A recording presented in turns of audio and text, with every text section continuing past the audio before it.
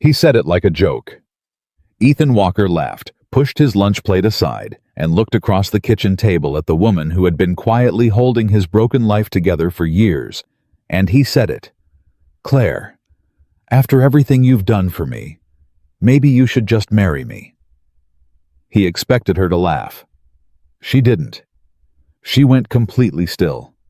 She set her glass down slowly, deliberately, and looked at him with eyes he had never truly seen before. Then she stood up, reached for his hand, and led him upstairs without saying a single word. And that silence destroyed him. Drop your city in the comments below. I want to see how far this story travels. And if you're new here, hit subscribe. You won't want to miss where this goes. The Sunday had started like every other Sunday Ethan Walker had lived through in the past 4 years. He woke up at 6:15 without an alarm. He lay flat on his back in the dark, staring at the ceiling, listening to the house breathe around him. The old farmhouse outside Asheville had a language of its own. The creak of the hallway floorboards, the groan of the kitchen pipes, the way the wind came off the Blue Ridge and rattled the back window in its frame. After his wife Sarah died, Ethan had spent months learning that language by force, lying awake in the same spot, listening for something he couldn't name. He got up. He made coffee. He stood at the kitchen window in his socks and watched the morning come in gray and quiet over the hills, the same way it always did. That was the whole shape of his life now. Quiet, functional, survivable. He didn't complain about it. He had Lily. He had his workshop out back. He had enough work to keep the lights on, and enough routine to keep his head above water. A man in his position, 36 years old, widowed, raising an 8-year-old daughter by himself in a farmhouse that was always just slightly too big for 2 people, didn't get to ask for more than that. He'd decided that years ago and made peace with it, or at least convinced himself he had. What he hadn't accounted for was Claire. She had been in his life since they were 12 years old, back when they were just 2 awkward kids in the same 7th grade homeroom who both hated dodgeball and both liked mystery novels.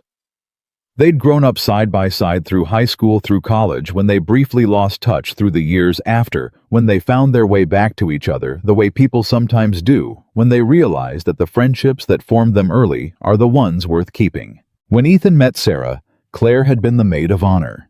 When Sarah got sick, Claire had been the one who drove her to appointments when Ethan couldn't leave Lily. When Sarah died, Claire had sat on Ethan's porch for 3 nights straight, not saying anything, just being there because she understood somehow that presence was the only thing that mattered in those first raw days. She was his best friend. That was the whole truth of it, and Ethan had never examined it any deeper than that. Some things you don't pull apart because you're afraid of what you'll find inside them. That particular Sunday, Claire had shown up around 11. She did that sometimes, just appeared without much announcement, the way people do when they've known you long enough that knocking feels ceremonial. She came through the back door, which was never locked, dropped a bag of groceries on the counter, and said, "I thought I'd make lunch. Lily's at Maya's. Until 3, Ethan said, without looking up from the piece of cherry wood he was sanding at the kitchen table, because he had a habit of bringing work inside when the air was too cold for the workshop. "You don't have to do that." "I know I don't have to," Claire said. She was already pulling things out of the bag, her back to him. "I wanted to. There's a difference." That was one of the things about Claire. She never let him get away with the polite deflections. She called them what they were. "I've got bread tomatoes, that sharp cheddar you like," she said. "And soup. It's cold today." "It's fine." "It's 41 degrees, Ethan." "I grew up here. 41 is fine." She turned around and looked at him with that particular expression she had, patient, slightly amused, with something underneath that he never examined too closely. "You're sanding wood at the kitchen table, in a house that smells like coffee and sawdust, and socks with a hole in the left toe, telling me 41 degrees is fine." She turned back to the counter. "Just let me make the soup." He let her make the soup. That was the whole first hour. Her moving around his kitchen like she'd always belonged in it, which, if he was honest, she had, and him pretending to sand wood while actually just watching her in his peripheral vision, and trying to figure out why the sight of it made him feel something he couldn't classify. The soup was good. It was always good. Claire had a way of making ordinary things feel like they had been thought about, prepared with care, given significance. She made lunch the way she made everything completely, without cutting corners, without doing it halfway. They ate at the kitchen table. Outside, the November light came in pale and flat through the window over the sink. The radio in the corner played something low and country. Claire talked about a student she was worried about. She was a school counselor at Lily's Elementary, which was how she had become so close to them in the first place, back when Lily was struggling in the year after Sarah died and needed someone who understood that kind of loss without making it clinical. "She's not sleeping," Claire said, tearing a piece of bread. "Her mom says she's up until 2 most nights. She just sits in her room and draws. I don't think it's anything dangerous. I think she's just anxious and doesn't have a vocabulary for it yet." "What are you going to do?" "I'm going to teach her to talk about it, or give her other tools to work through it if talking is too hard." She looked at the bread in her hand. Sometimes kids just need someone to sit with them in it. Not fix it, just sit. Ethan was quiet for a moment. "You were that for Lily," he said. "Lily did the hard work herself." "You sat with her." Claire looked up. The way she looked at him, sometimes directly without guarding it, had always made him slightly uncomfortable, and he'd spent years interpreting that discomfort as just the intimacy of a long friendship. "So, did you?" she said quietly. "Not always," he said. "There were nights I didn't know what to do. I just stood in her doorway hoping she couldn't tell how lost I was." "She knew," Claire said, and then before he could respond, "She also knew you stayed. That's the part that matters." It was after that, after the soup was finished, and the plates were pushed back, and the wine was open, because Claire had also brought wine, a small red that she knew he liked. And that was just the kind of thing she did, without announcement, that the conversation shifted. They'd been talking about nothing in particular. The furniture order he'd just finished, a complicated built-in for a client in Hendersonville. His plans for the workshop in the spring. Lily's recent obsession with the solar system, and how she now corrected him on facts about Saturn with the confident authority of a small professor. And then Claire laughed at something he said. A real laugh, the kind that reached her eyes and made her set her glass down because she needed both hands to be present for it. And something shifted in Ethan's chest in a way he wasn't prepared for. He looked at her across the table.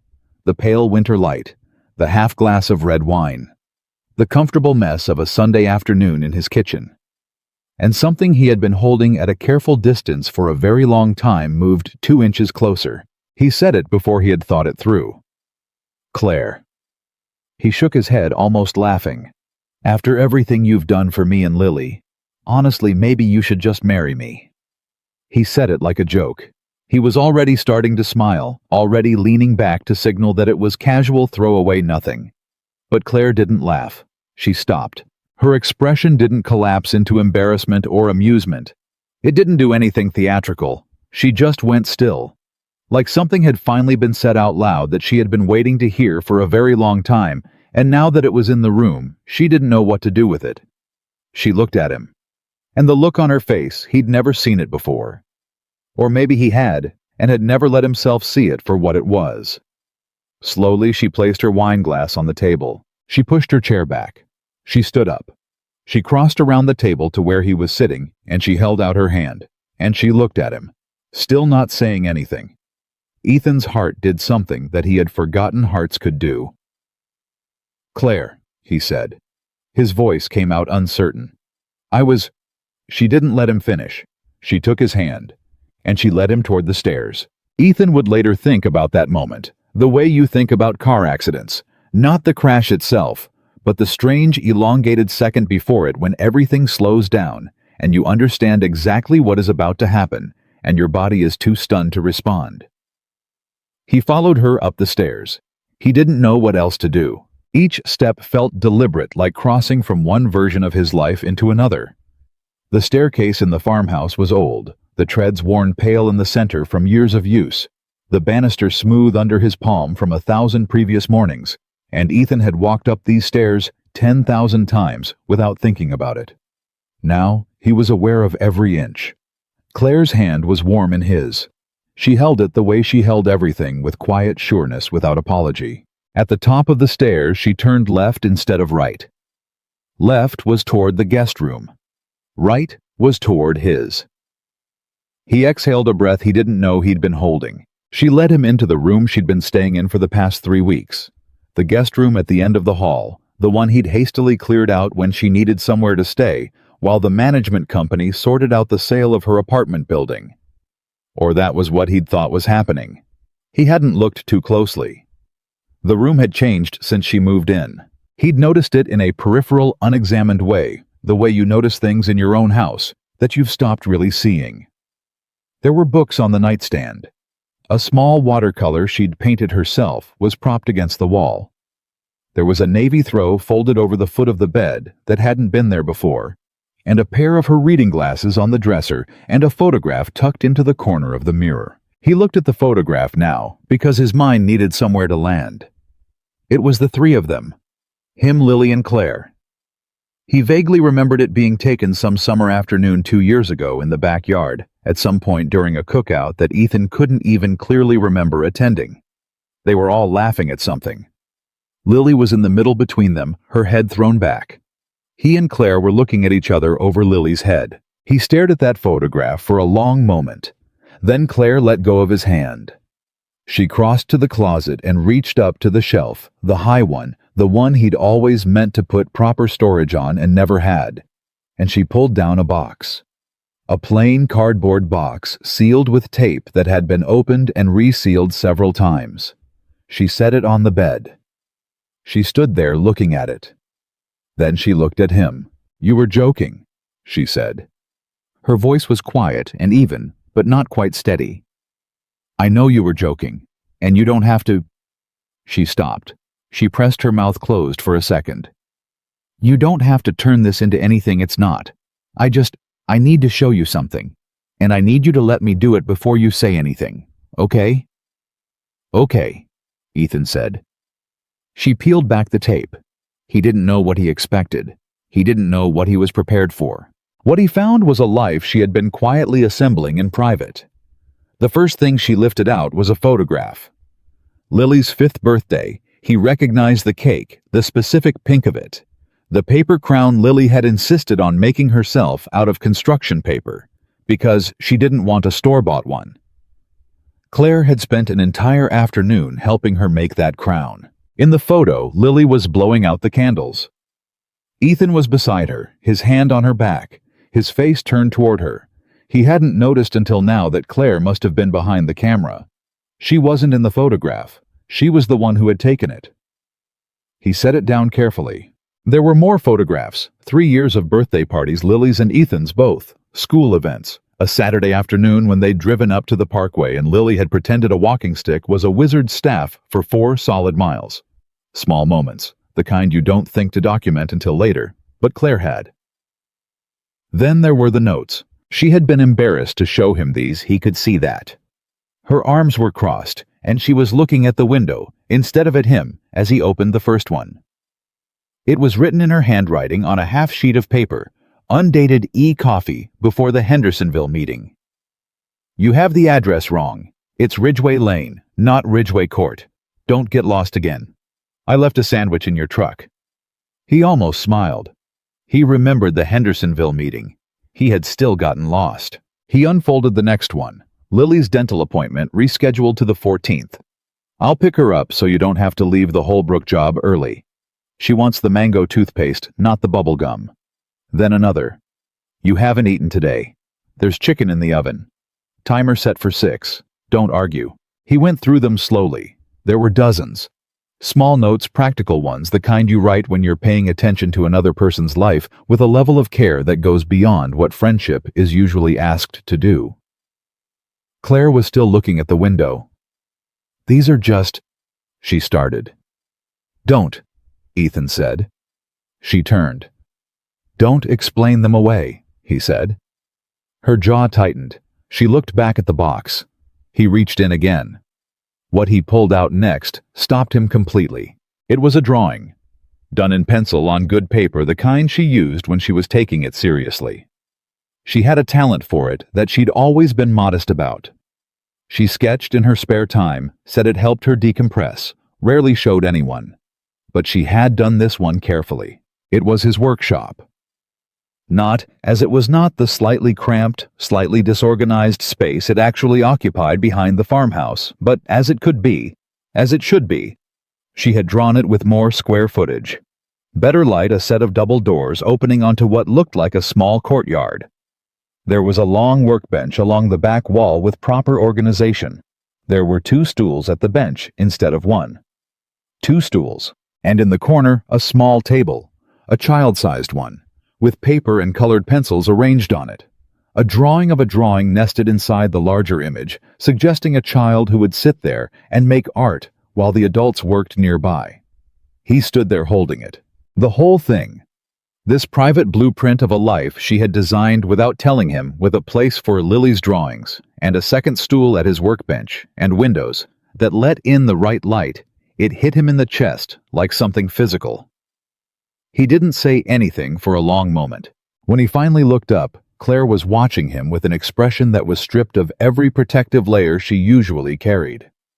She looked, he found the word, and it was exactly right, exposed. The way people look when they've finally said the thing they've been afraid to say, and now they're just standing in the silence, waiting to find out if it was the right call. "How long?" he asked. She didn't pretend not to understand him. "A long time," she said. "Before Sarah."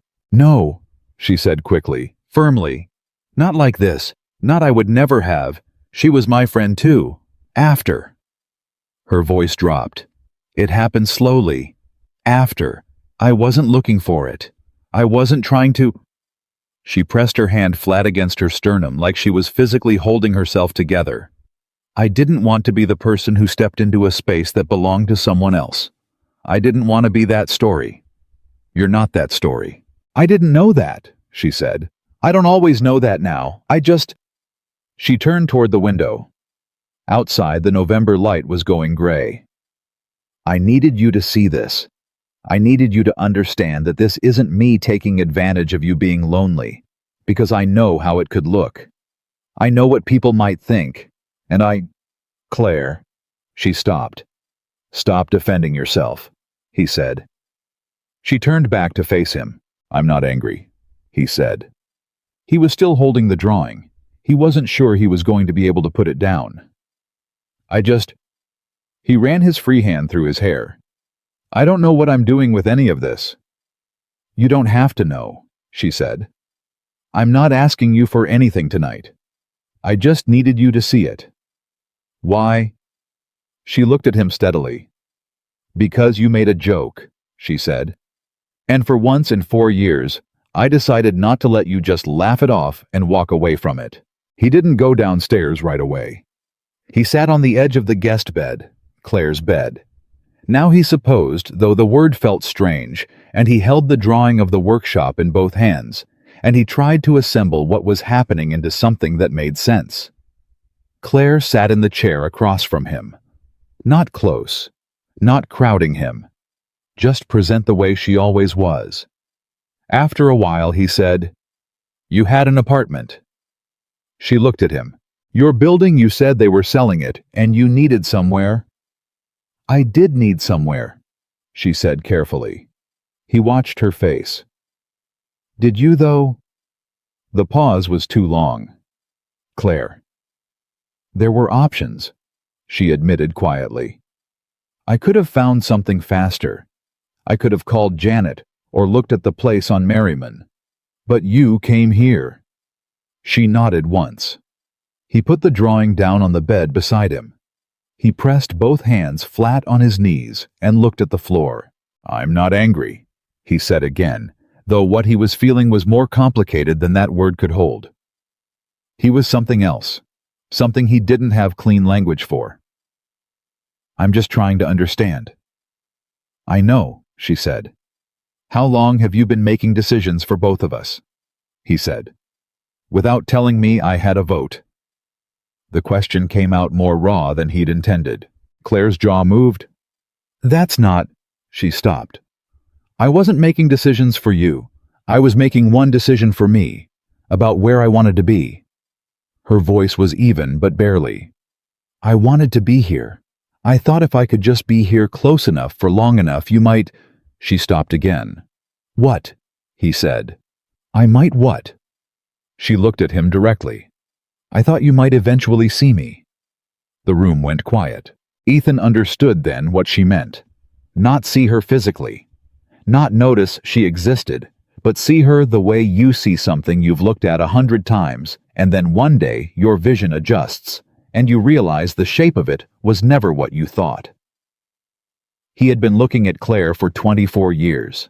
He had not been seeing her. I should have told you, she said. She was picking at the hem of the throw blanket, not looking at him. I know that. It wasn't fair not telling you, but I was scared.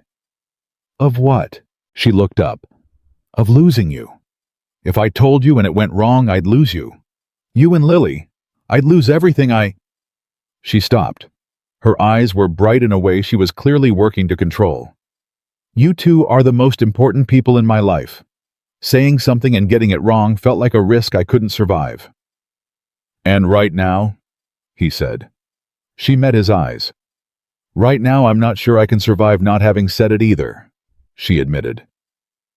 They sat in silence for a while, not uncomfortable silence. They had always been good at that, at being in the same room without filling every second with noise. It was one of the things Ethan had always valued about her, though he had never examined why it was so easy until right now, when everything he'd stopped examining was being laid flat on the table. After a while, he said, Tell me something. What?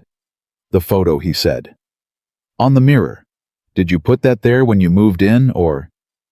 Day one, she said. He nodded slowly. Okay, he said. Okay, what? Her voice was careful. I don't know yet, he admitted. I'm still... He shook his head. I'm still trying to figure out what I'm feeling. I'm not good at this anymore. I don't know if I was ever good at it. You were, she said. And there was something in how quickly she said it that told him it was something she'd thought about. You were good at it with Sarah. You weren't broken by what happened to you, Ethan. You just closed a door, because it hurt to leave it open. He was quiet. I know what it cost you, she said. I watched it. I know how hard you worked at just... She gestured a small open-handed gesture that somehow encompassed everything: the house, the workshop, Lily, the whole architecture of the life he'd built. Post-grief, keeping everything running. I know it didn't leave room for anything else. It left room for you, he said. She blinked. You were always there, he said. I made room for you without even thinking about it. He stopped. I put you in the wrong category. She looked at him for a long moment. Then she said very quietly, What category did you put me in? He didn't answer right away. Outside, a car turned into the driveway. He recognized the sound of it. Maya's mother's SUV coming to drop off Lily. They both heard it at the same time. They both looked at the door. I have to, Ethan said. I know, Claire said. He stood. He picked up the drawing from the bed, and he held it for one more second before setting it carefully on top of the box. We're not done with this conversation, he said. Claire nodded. I mean that, he said. I know, she said again. And then, go get your daughter. Lily came through the back door in a rush of cold air and backpack straps and breathless reporting about the afternoon. Maya has a hamster now, she announced, dropping her bag on the floor, which was where bags lived, regardless of how many times Ethan asked her not to. His name is Professor Twitch, and he ran across my foot, and Maya screamed, and I didn't, because I'm braver than Maya, but also he was very soft, so it was okay. A hamster, Ethan said. Dad, can we get a hamster? No. A small one. The answer to that question is the same regardless of the size of the hamster. Lily shifted tactics, which was her usual approach when a direct campaign failed. She looked around the kitchen at the table still set for two, the dishes not yet washed, Claire's jacket on the hook by the back door. Is Claire still here? She asked. She's upstairs, Ethan said. Can I go? Give me 5 minutes, he said. Change your shoes. Wash your hands." She looked at him with the particular appraising attention that 8-year-olds reserve for the moments they sense something is different in the adults around them. It was unsettling, that look. Lily had always been perceptive, more than he wanted her to be sometimes, because it meant he couldn't hide things as well as he'd like. "You okay, Dad?" "I'm fine," he said. "Go wash your hands." She went. He stood alone in this kitchen for a moment, the sound of her footsteps above him, mixing with the quieter sound of Claire moving in her room. 2 sets of footsteps in the house. 2 other heartbeats in the same space. He had told himself for years that what he needed was less noise, less complication, less risk. He had built a life out of reduction, cutting away everything that wasn't essential, everything that hurt or threatened to, until what was left was manageable. But standing there in his kitchen, hearing both of them above him, he understood that what he had actually been doing was building a house that was already full, and refusing to notice the walls were not empty. Claire was already in it. She had been in it for years. He had just never let himself see the shape of what she occupied.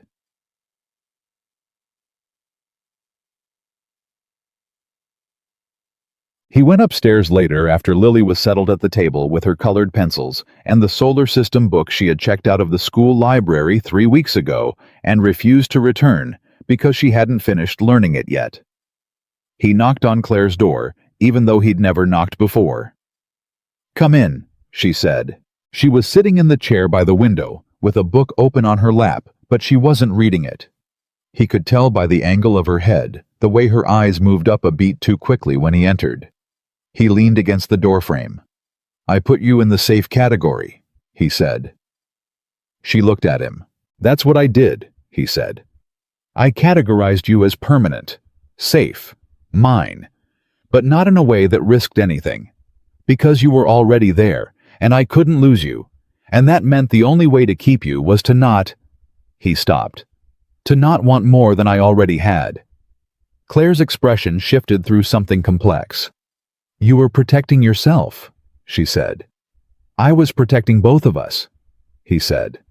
"I told myself, but that's—" He shook his head. "That was more for me." She nodded slowly.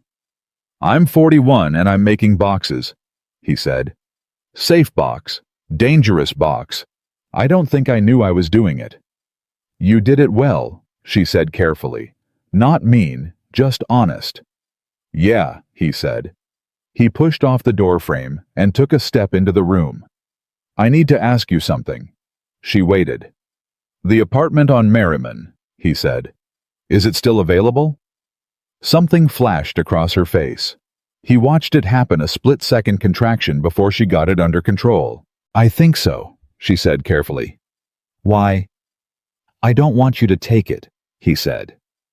She stared at him. "I want you to stay," he said. Not because you have nowhere else. I want you to stay because I don't want you somewhere else." He held her gaze. "But I need you to understand that I don't know how to do this yet. I'm not saying I'm ready for something I don't understand yet. I'm just saying I don't want you to leave while I figure it out." Claire was very still. "That's not a very clean answer," she said. "No," he agreed. "It's not." "I'm not a placeholder, Ethan," she said. Quiet, but firm. Unmistakably firm. "I'm not going to wait around in your guest room indefinitely while you decide whether I'm a good idea." "That's fair," he said. "I need you to actually think about this," she said. Not react to the moment and then go back to everything being the same." "I know," he said. "I mean it." "I know you mean it," he said. He looked at her steadily. "I'm not reacting to the moment. I've been living next door to this moment for 4 years and I only just walked into the right room." He paused. I think I needed to hear myself say it out loud, even as a joke, to understand it wasn't actually a joke. Claire was quiet for a long moment. Outside through the closed door, they could hear Lily downstairs narrating something to herself. She did that made up quiet commentary on whatever she was drawing. A habit that had always charmed him, and the sound of her voice drifted up the stairs like something warm. "Okay," Claire said at last. "Okay." She nodded. Okay. He exhaled. I'm still mad at you, she said. A little. I know. 4 years, Ethan. I know, he said again, and then I'm sorry. She looked at him, really looked at him. Then she nodded. Go, she said. Go be with your daughter. We have time. He turned toward the door. Ethan? He stopped. Thank you, she said, for coming back upstairs. He looked at her over his shoulder. The woman he had known for 24 years, sitting in the chair by the window with a book she hadn't been reading, and a box of her private life open on the bed, and her heart out there in the open air for the first time. And he understood in a way that settled into his bones, like something permanent. He had been chosen, long before he knew to choose back. He went downstairs and sat beside Lily at the kitchen table, and watched her draw Saturn with its rings rendered in careful concentric yellows and golds, and she talked to him about orbital periods and the hexagonal storm at Saturn's North Pole, and he listened to every word. Later, when Lily was in bed and the house had gone still, he went and stood at the bottom of the staircase. He looked up at the strip of light under Claire's door. He stood there a long time. He was still standing there when the light went out. And even then, he didn't move for a while, just stood in the dark at the bottom of his own staircase, understanding that the thing he had always been most afraid of wasn't being alone. It was being willing to not be. 3 days passed. Ethan did not bring it up again. Not because he had forgotten. He had not forgotten a single second of it. Not the silence when he made his joke, not her hand in his on the staircase, not the drawing of the workshop with 2 stools at the bench, and a small table in the corner for a child who liked to make things. He had not forgotten any of it. He thought about it at 6:15 every morning when he lay on his back in the dark. He thought about it in the workshop while he ran sandpaper along the grain of a board that didn't need any more sanding. He thought about it while standing at the kitchen window watching the November light do the same flat gray thing it always did. He just didn't know what to do with it yet. Claire, for her part, did not push. She was still in the guest room. She came down every morning, made coffee his with 2 sugars, and enough cream to horrify a cardiologist, and hers black. A fact he had absorbed so thoroughly over the years that he would have started her coffee without thinking about it, even if she hadn't been there, and she moved through his kitchen with the calm, unhurried presence she always had. She drove Lily to school on Tuesday when Ethan had an early delivery. She left a pot of soup in the refrigerator with a note on Wednesday that said simply, chicken tortellini. Don't eat it cold, you're not an animal. She did not pretend Sunday hadn't happened. But she didn't perform it either. She had said what she needed to say. She had shown him what she needed him to see. And now she was waiting not passively, not in a way that pressured him, but in the way that people wait when they understand that some things can't be rushed, and when they have decided that the waiting itself is a form of love. Ethan found that patience simultaneously reassuring and devastating. On Thursday, his sister-in-law Rachel called. He almost didn't pick up. Rachel was Sarah's younger sister, and their relationship had always been warm, but complicated, by the specific grief of 2 people who had loved the same woman in different ways. She checked in a few times a year, more in the beginning, less now. And he understood that the decreasing frequency wasn't indifference, but its own kind of healing. I'm going to be in Asheville this weekend, she said without preamble. Work thing. Can I see you too? Of course, he said. Come Saturday. Lily will be thrilled. How's she doing? She's 8, he said. She knows more about Saturn's atmospheric composition than I do about most things I've studied my whole life. And yesterday she told me that my furniture prices were too low and I needed to charge more for custom work. Rachel laughed. She's not wrong about the prices. She's 8, he said again. Smart kid, Rachel said, and then in the way she had of sliding things in sideways, the way Sarah had done it too. That same Morgan family ability to make important things sound casual. Is Claire still staying with you? Ethan paused for half a second too long. Yes, he said. Rachel said. What does M mean? It means nothing, she said pleasantly. It means, I'll see you Saturday. She hung up. He stood there holding the phone, aware that the pause of half a second had communicated considerably more than he'd intended. He went back to his sanding. He sanded a board that did not need sanding for another 20 minutes. On Friday evening, something shifted. Not dramatically. Not in a way that announced itself. It happened the way most real things happen, quietly, while he was paying attention to something else. Lily had a nightmare. It wasn't unusual. She had them occasionally. She always had, more frequently in the years right after Sarah died, less often now, but still sometimes. Bad dreams about things she couldn't articulate in the morning. The specific horror of 8-year-old anxieties that lived below the level of language. She would appear in the hallway in her pajamas with her hair pressed flat on one side, squinting against the hall light, looking hollowed out. Ethan was usually the one who heard her. His sleep had never been deep since Sarah died. He had developed the particular alertness of a single parent, the way your body learns to monitor the sounds of the house, even while you're unconscious, cataloging what is normal and flagging what isn't. But that night, Lily's door opened at 2 a.m, and before Ethan had even registered the sound of footsteps in the hall, he heard Claire's voice. He lay still in his room listening. He couldn't make out the words. The house absorbed sound in the way old houses do. The walls thick, the distance enough that voices became textures rather than language. But he could hear the rhythm of it. Claire's voice, low and steady, and then Lily's, smaller and broken at first, and then slowly evening out. Calming. The particular frequency of one person talking a frightened child back to solid ground. It went on for maybe 15 minutes. Then, silence. He heard Claire's footsteps, soft, going back down the hall. The guest room door closing with barely a sound. He lay in the dark and stared at the ceiling and felt something move through his chest that he had been trying very hard not to feel for the last 3 days. She had heard Lily before he did.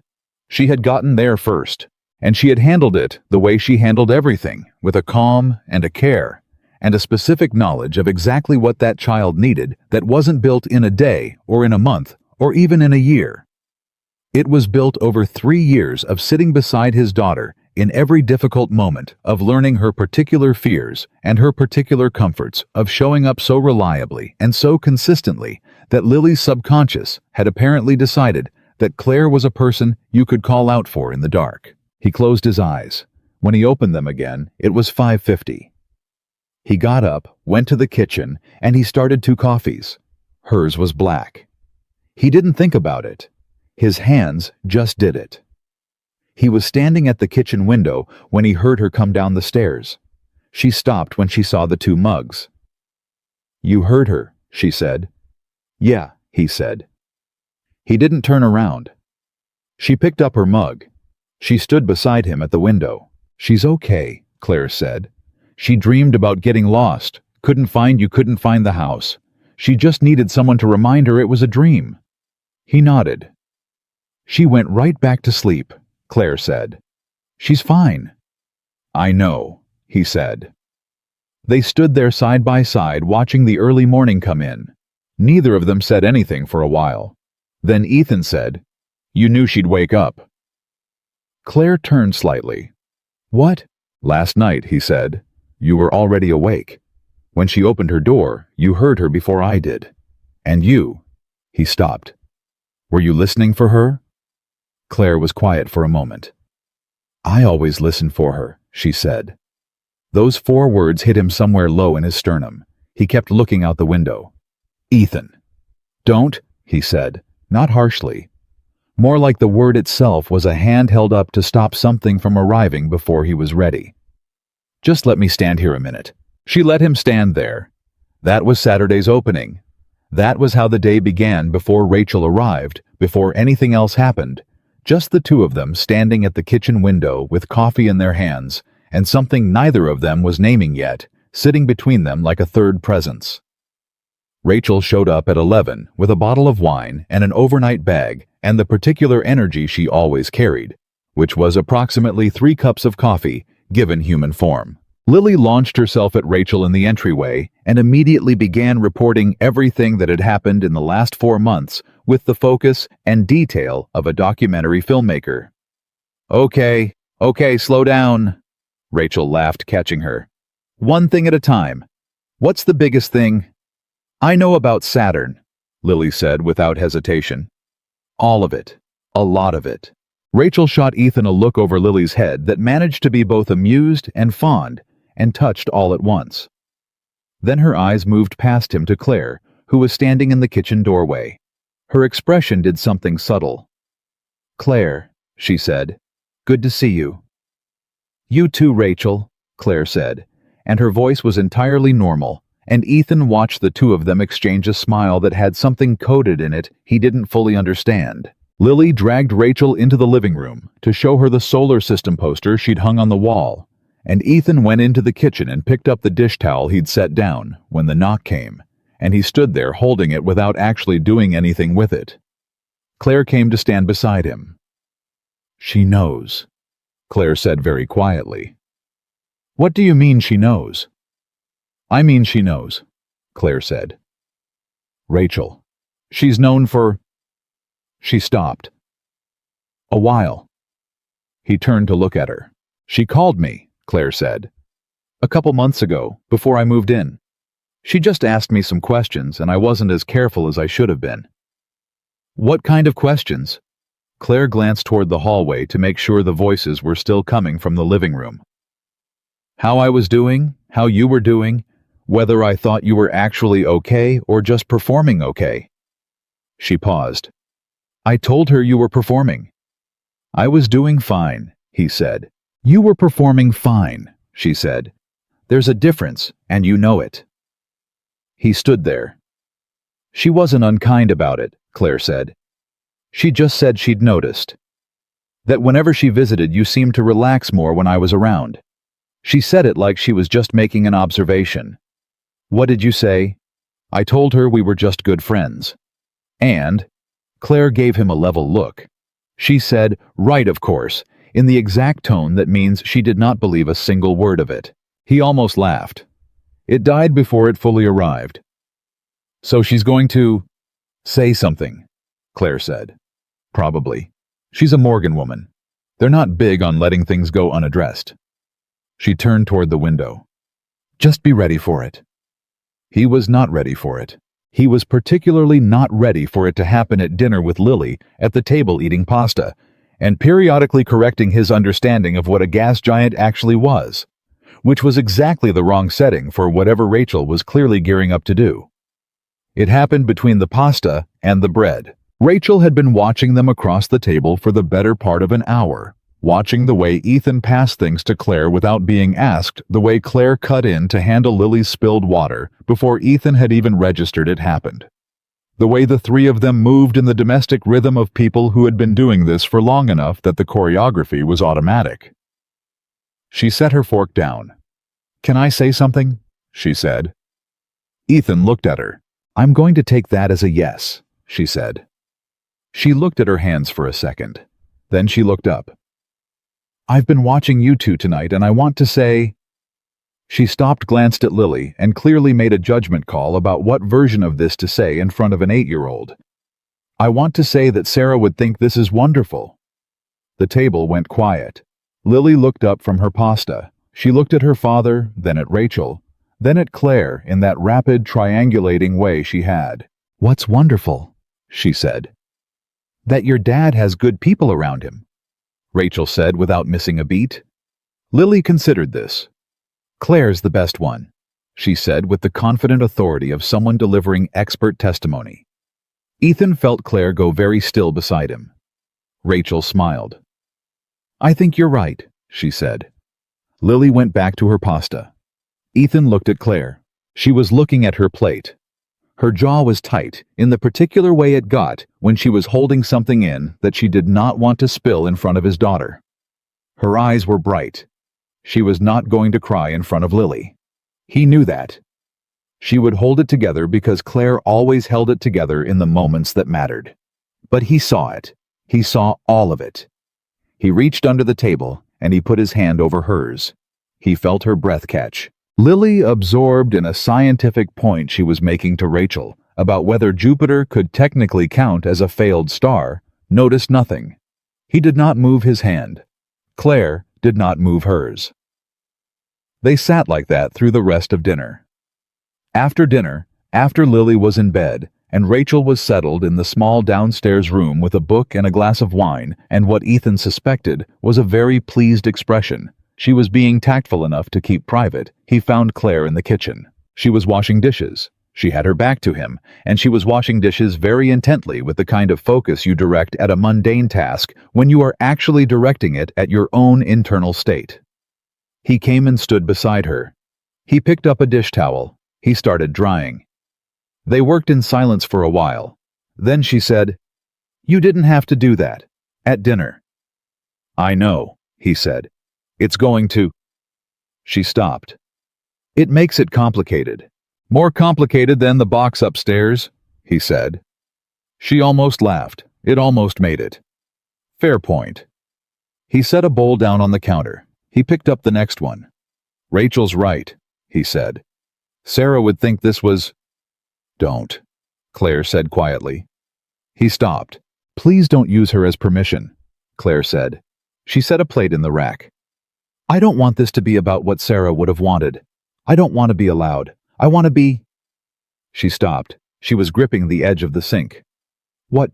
he said. She turned to look at him.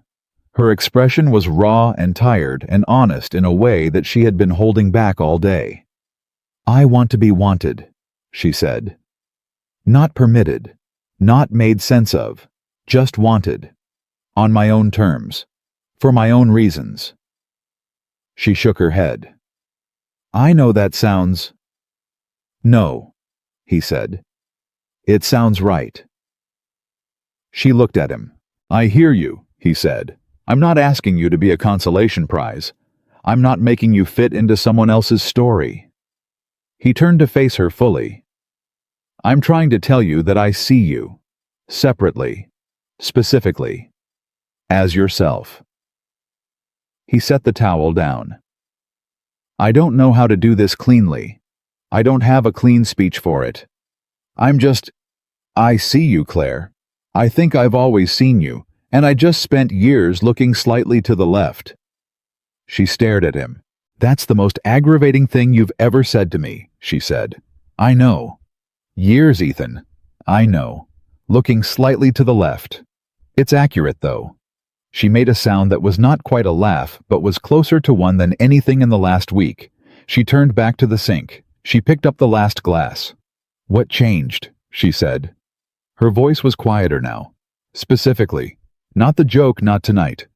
What actually changed between then and now?" He thought about it. He thought about standing at the bottom of the stairs on Sunday night, watching the light go out under her door. He thought about lying awake at 6:15 3 mornings in a row. He thought about the workshop drawing with 2 stools. He thought about her voice at 2 in the morning talking Lily down from a dream she couldn't name. "You heard Lily before I did," he said. She turned. "Last night," he said. "She woke up, and you were there before me. And I realized—" He stopped. He pressed his fingers against the edge of the counter. "I realized that my house has been running on you for years, and I called it friendship because calling it what it was felt like wanting too much."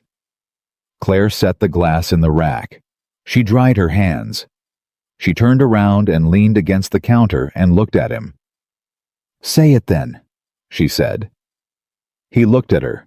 "If you know what it is," she said, "say what it is." The kitchen was quiet. The house was quiet. Somewhere above them, Rachel was turning a page, and Lily was dreaming about better things than the nightmare that had brought Claire into the hallway the night before, and the whole ordinary weight of his life was pressing in around him. He said, "I don't want you to be in the guest room." The silence stretched. "That's not exactly," she started. "I'm not finished," he said. She closed her mouth. "I don't want you to be in the guest room," he said again. "I don't want you making coffee that you drink black because you don't want to ask for anything." I don't want you reminding me about dental appointments on half sheets of paper and leaving sandwiches in my truck. I don't want you keeping a box in the closet of the things you feel for me because you're afraid I'll break if you show them to me. He held her gaze. I want you in my kitchen, in my mornings, in my life, not as a guest. He paused. I don't know exactly what I'm doing, but I know what I'm not doing anymore, which is looking slightly to the left. Something in her face broke open, not dramatically, not with tears or speeches. It broke open the way something does when it has been under pressure for a very long time, and the pressure finally lifts, a releasing, a settling into itself. She said, You're going to be very inconvenient to love, aren't you? Almost certainly, he said. She nodded. Okay, she said for the second time that week. He took a step toward her. She didn't move away. He reached out and tucked a piece of her hair behind her ear. A simple gesture, almost unconscious. The kind of thing you do with someone whose face you know by heart. And she caught his wrist in her hand and held it there for a second. Not pulling it away, just holding it. The kitchen was warm. The house was quiet. Outside November was doing its usual indifferent thing, the cold pressing against the windows, the dark coming in early the way it did this time of year. But inside, something that had been held at a very careful distance for a very long time was no longer being held there. He didn't kiss her. Not yet. It wasn't that kind of moment, not in his kitchen after dishes with his sister-in-law 20 feet away, and his daughter asleep upstairs. But something settled between them that was more fundamental than that, more load-bearing, the kind of understanding that doesn't need to be announced because both people already know it's true. He went to bed that night. He did not lie awake. For the first time in 4 years, his house was not quiet in the way that loneliness is quiet. It was quiet in the way that full things are quiet. He lay in the dark, and he listened to the language of the house, the floorboards, the pipes, the wind on the back window, and this time, instead of trying to decode it, he just let it be. He was asleep by 10. He didn't wake until 6. Rachel left on Sunday morning after breakfast. She hugged Lily for a long time and told her to keep learning about Saturn and to give her father her expert opinion on his furniture prices regularly. She hugged Ethan and held on for an extra second and said against his shoulder, She's been good for you a long time, Ethan. I know, he said. Just making sure you know, she said. She hugged Claire last. He didn't hear what Rachel said because she said it quietly into Claire's ear. But he saw Claire's face. He saw her close her eyes for a second and press her lips together and nod once. Whatever Rachel told her, it was something she had needed to hear. When Rachel's car pulled out of the driveway, the three of them stood on the porch and Lily waved until the car was gone. Then she announced she was going inside because it was cold, which was delivered with the complete absence of irony of someone who had never told her father that 41 degrees was fine. That left him and Claire on the porch, the cold morning air, the empty driveway, the weekend wrapping up around them. What did she say? He said. Claire looked at the driveway for a moment. She said that Sarah used to tell her when she was sick at the end that the thing she was most worried about wasn't leaving. It was that you'd never let anyone back in. Claire paused. She said she's glad she was wrong. Ethan stood very still. He did not trust his voice for a moment. Yeah, he said when he found it. Yeah. Claire turned her collar up against the cold. So, she said. So, he said. What happens now? He thought about the box in the closet, the workshop drawing, the 2 coffee cups on the counter every morning, the hand under the table at dinner, the drawing with 2 stools and a small table in the corner. Now, he said slowly, I think I go out to the workshop and I build a second stool. Claire went very still. She stared at him. You saw that, she said. Her voice was barely steady. I saw it, he said. She looked down at the porch boards. Claire, he said. She looked up. I'm going to be slow about this, he said. I need you to know that. It's not because I don't know what this is. It's because I want to do it right. I want to do it in a way that doesn't scare Lily and doesn't rush you and doesn't... He exhaled. I don't want to mess this up. It matters too much to mess up. She was quiet. Is that okay? He said. Is slow okay? She looked at him for a long moment, measuring something. Then she said, Ask me again in about 3 months. He blinked. What? I've been slow for 4 years, she said. Ask me about slow in 3 months. He stared at her. Then he laughed. It was the first real laugh, unguarded, completely genuine, coming up from somewhere below his ribs, that he'd produced in longer than he could clearly remember. It surprised him when it arrived. It surprised him how much of him it seemed to fill when it came. Claire was smiling. Not smug, not triumphant, just happy. The specific happiness of someone who has been waiting for a sound for a very long time and has finally heard it. 3 months, he said. 3 months, she agreed. He went inside. He did not go to the workshop that afternoon because Lily needed help with a model of the solar system that was becoming structurally ambitious in ways that exceeded the materials they'd allocated for it. And because Claire ended up at the kitchen table beside them, with better ideas about orbital spacing than either of them had, and because the afternoon went the way Sunday afternoons sometimes go when you stop fighting what they want to be. But he thought about the second stool, and he thought about the small table in the corner with the colored pencils arranged on it, and he thought 3 months. 3 months felt for the first time in a very long time like a thing he was moving toward, not away from. Toward. 3 months, she had said. Ethan held on to that like a man gripping a fence post in a storm. Not because he was afraid, or not only because he was afraid, but because it gave him something to walk toward. A specific distance, a defined horizon. He had spent 4 years building a life out of removing horizons, cutting everything down to the next school pickup, the next furniture order, the next quiet evening. Horizons implied wanting something you hadn't arrived at yet, and wanting things had felt dangerous for a very long time. 3 months felt survivable. What he had not calculated for was how different the house would feel once he stopped pretending he didn't know what it contained. It was the same house, same creaking floorboards, same drafty back window, same kitchen that was slightly too small for the way they actually used it. But something about the air had changed in it, the way air changes in a room when someone opens a window you didn't know was sealed. Everything was the same, and nothing felt remotely the same.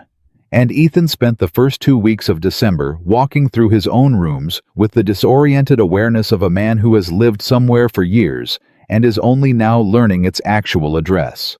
Claire felt it too. He could tell by the way she was slightly more careful, more deliberate about where she stood, more aware of the space between them, as if she had been moving through his house with her eyes closed before Sunday's conversation. And now she could see, and was recalibrating every step accordingly. She wasn't different. She was just more present, more visible. And that visibility made everything she did carry a weight it hadn't carried before. The morning coffee was still the same 2 mugs, but now he was aware of making hers, and she was aware of him being aware, and there was a beat in it that hadn't existed in the weeks before, not awkward, not charged exactly, but loaded. Something that had been invisible had become visible, and you couldn't unsee a thing once you'd seen it. Lily noticed none of this. Lily was in the middle of the most important research project of her academic career, which was the solar system model that now occupied most of the dining table and had grown from a modest school project to something that NASA might reasonably consider a submission. She had opinions about styrofoam ball sizes and very strong feelings about the color of Neptune that she was not shy about expressing. It was Lily who gave them their first normal evening. On a Wednesday, 2 weeks after Rachel's visit, Lily announced at dinner that she needed a planet ring for Saturn and that the materials she currently had were in her professional assessment inadequate. Claire said she had ribbon at her apartment, the old one, the one she still had keys to, because the management company had been slow with the final paperwork, and Lily said, "Can we go get it tonight?" with the complete confidence of someone who does not recognize the concept of inconvenient timing. Ethan said, "It's a school night." Lily said, "Saturn doesn't care about school nights." Claire laughed before she could stop it. Ethan looked at her. She pressed her lips together. He could see her trying to pull the laugh back in. She failed. "Fine," he said. 20 minutes. We go, we get the ribbon, we come back." Claire's apartment was on the 3rd floor of a building downtown, 15 minutes from the farmhouse. He had been there dozens of times over the years for dinner parties she'd hosted to help her move in when she'd first rented it once to fix a cabinet door that had come off its hinge because she'd asked, and he'd said yes before he'd thought about it. It was a good apartment, bright, organized, full of her books and her drawings, and the small specific objects that accumulated around a person's life and made it recognizable. They drove downtown with Lily narrating Saturn facts from the back seat. When they got to the building and rode the elevator up, and Claire unlocked the door and the three of them walked into her apartment, Ethan stopped just inside the door. The apartment was neat. Of course it was. Claire was always neat. But it was also clearly not lived in. The kind of clean that happens when a space has been empty for a while, when no one has left a coffee cup on the counter, or dropped a book face down on the couch, or created any of the small evidence of actual daily life. There were no dishes in the sink. The couch had throw pillows placed on it with the precision of a staging photo. The plants by the window had been recently watered. The soil was dark, but there was no other sign that a person was spending time here. He stood there and looked at it. Claire had gone to the closet to find the ribbon. Lily had followed because she had appointed herself quality control for all Saturn-related materials and needed to inspect the options personally. He stood in the middle of Claire's apartment, and he understood something that she had not said out loud. She wasn't going back here. Not tonight, not after 3 months, not ever in the way she'd lived here before. Whatever she'd been when she walked out of this apartment and into his house 3 weeks ago, she had not been in transition. She had been leaving. This apartment, the neat, unstaged, empty, recently watered apartment, was a space she had already said goodbye to. She just hadn't said so to him. He was still standing there when she came back with a roll of gold ribbon and a small box of additional craft supplies that Lily was already investigating with the intensity of a prospector who has struck something promising. She looked at him. She saw his face. She understood immediately that he had figured it out. He said nothing. Lily was right there holding up a piece of metallic fabric and asking if it could function as a moon. This was not the moment. But the look that passed between him and Claire in that 2-second window was the kind of conversation that didn't need words. She knew what he'd seen. He knew that she knew. And both of them quietly filed it away for later, while Lily held the metallic fabric up to the apartment light and declared it perfect for Titan. They drove home. He put Lily to bed. He went downstairs. Claire was in the kitchen making tea, her back to him. "When were you planning to tell me?" he said. She did not play confused. She just set the kettle down. "I wasn't sure there was anything to tell," she said. "You gave up your apartment." "I haven't officially given it up." "Claire." She turned around. Her expression was the particular one she used when she was trying to be practical about something that was not in fact practical. "The lease renews in January. I haven't decided what I'm doing with it." "Yes, you have," he said. She held his gaze. "You decided weeks ago," he said. "You decided before you moved in here." He wasn't angry. He was something else, something that didn't map onto a single clean emotion. It was part moved, part unsettled, part something that felt dangerously close to gratitude, so large it had nowhere to go. "What I want to know is why you didn't tell me." "Because," she said slowly, "telling you would have made it a thing you felt responsible for. And I didn't do it so you'd feel responsible. I did it because She stopped. She wrapped both hands around her mug. "I made a decision about my own life, Ethan. I was allowed to do that." "You're allowed," he said. "But I'm allowed to know." She looked at him. "I'm in this now," he said. "You said 3 months. I'm holding to that. But you don't get to make unilateral decisions about where you live and where your life is going without telling me because—" He stopped. He found the words. "Because your life is not separate from mine anymore. It hasn't been for a long time. I was just the last one to figure that out." The kitchen was very quiet. Then Claire said, "You're remarkably good at this for someone who claimed not to know how." "I'm learning fast," he said. She almost smiled. "Apparently." He crossed the kitchen and stood in front of her, not dramatically, just close enough. "What do you want to do with the apartment?" he said. She was quiet for a moment. "I don't want to go back to it," she said. "Okay," he said. "Okay. Give it up," he said. "You live here now. We'll figure out the details." She stared at him. "You're aware that's a significant thing to say." "I'm aware." "You said slow." "I said slow about some things," he said. "This one doesn't feel slow. It feels like catching up." She looked at him for a long moment. Something in her expression shifted quietly, the way things shift when you've been braced for impact for so long that the absence of impact is itself disorienting. "Okay," she said. That word between them was becoming its own language. Then December did what December always did, which was to arrive with a full schedule and no apologies. There were school events and client deadlines, and the particular holiday chaos that settles over a household with an 8-year-old like a festive, glitter-covered storm system. Ethan had 3 large furniture orders to finish before Christmas, including a dining table for a family in Biltmore Forest that had changed the design specifications twice, and was about to change them a 3rd time.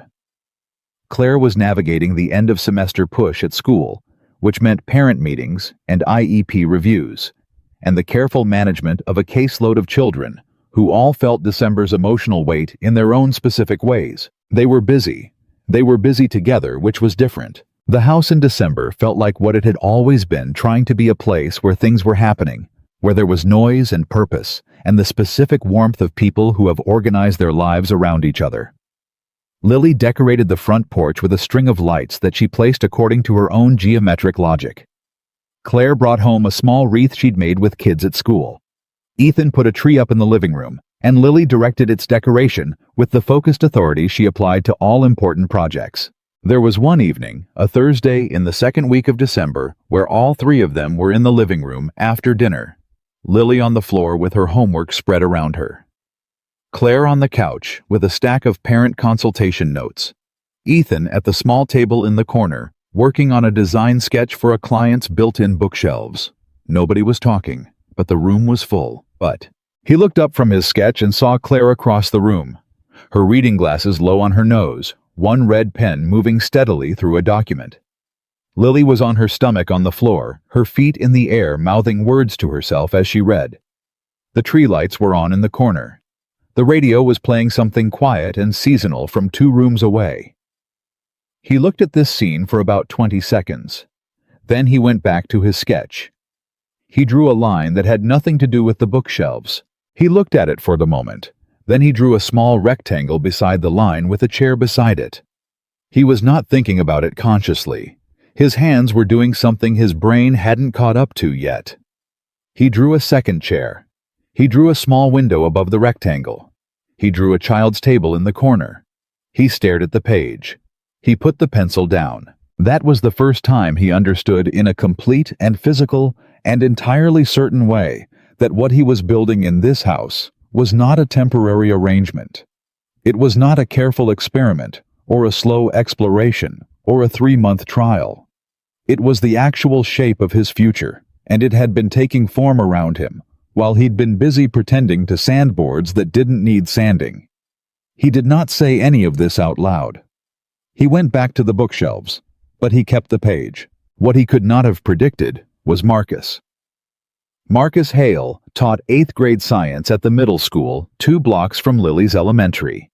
He was 38, divorced, easy-looking, in the way of men who don't have to work at being easy-looking, and he had apparently been having coffee with Claire every Thursday morning for the past 2 months as part of a curriculum collaboration between their schools. Ethan did not know about Marcus until the 2nd Friday in December, when he stopped by Claire's school to drop off her laptop charger. She'd left it at the house that morning, and the school secretary, a cheerful woman named Gloria, who had known Ethan since Lily started kindergarten, looked up and said, "Oh, is Claire still having coffee with Marcus? You might have to wait." Ethan stood at the front desk. "Marcus," he said. Gloria looked at him the way people look at you when they realize they have said something that illuminated a gap they didn't know existed. "Marcus Hale. From the middle school. They meet on Thursday mornings usually, but he stopped by today because of the curriculum thing." She was already looking back at her computer. "She shouldn't be long." He thanked her. He sat down in one of the chairs in the front office. He held the laptop charger in both hands, and he did not do anything dramatic. He was not the kind of person who did dramatic things.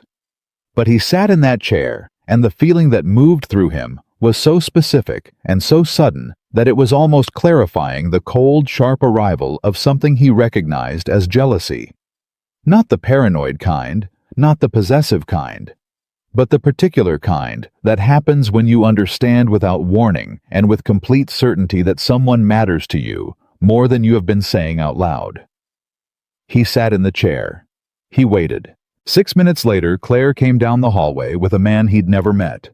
Tall, dark-haired, carrying a folder of papers and laughing at something she'd just said. She stopped when she saw Ethan. The laugh didn't die on her face, so much as transform it went from open to careful in the space of 1 second.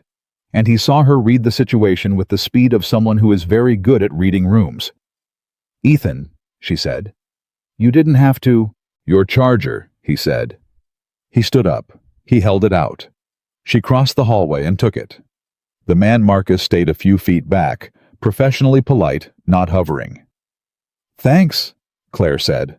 She was watching Ethan's face. "Gloria said you were in a meeting," he said. His voice was entirely even. He was proud of that. "Curriculum coordination?" she said. She turned slightly. "This is Marcus Hale. He teaches science at—" "I know," Ethan said. He looked at Marcus. "Ethan Walker, Lily's dad." Marcus smiled, genuine, no agenda in it. "I've heard a lot about Lily. Claire says she's got a serious scientific mind." "She does," Ethan said. There was a beat. Not hostile, just present. Then Claire said, "I'll walk you out." She walked him to the front door. The glass door swung shut behind them. On the other side, Gloria was suddenly very interested in her computer screen. In the small vestibule between the inner and outer doors, Claire said, "It's not what your face is doing right now." "My face isn't doing anything," he said. "Ethan." "I'm fine," he said. "We've had coffee twice," she said.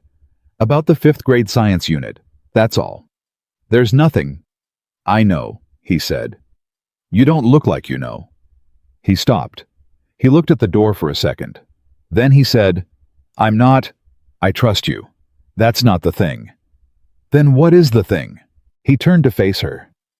"The thing," he said carefully, "is that I walked in there and someone mentioned a man I'd never heard of, and I felt something that I didn't know I was capable of feeling anymore. And I don't know exactly what to do with that, but it's not about you. It's about me." He paused. "I didn't know I was that far in until just now." Claire was very still. "How far?" she said. He looked at her steadily. "Far enough that sitting in that chair for 6 minutes felt like a very long time," he said. She looked at him. Then she did something he had not expected. She took the laptop charger and she put her free hand against his chest. Flat steady, just for a second, and she said, "You should have said something sooner." "I know," he said.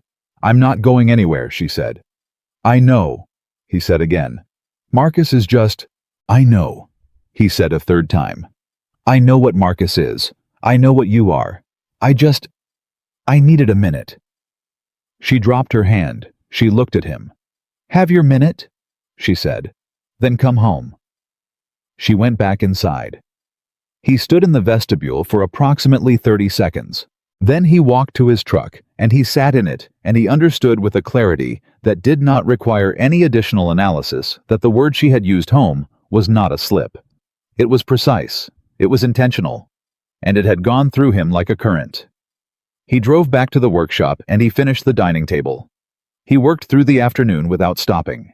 He was building something with his hands because his hands needed to be occupied while the rest of him processed the fact that he was no longer at the cautious edge of whatever this was.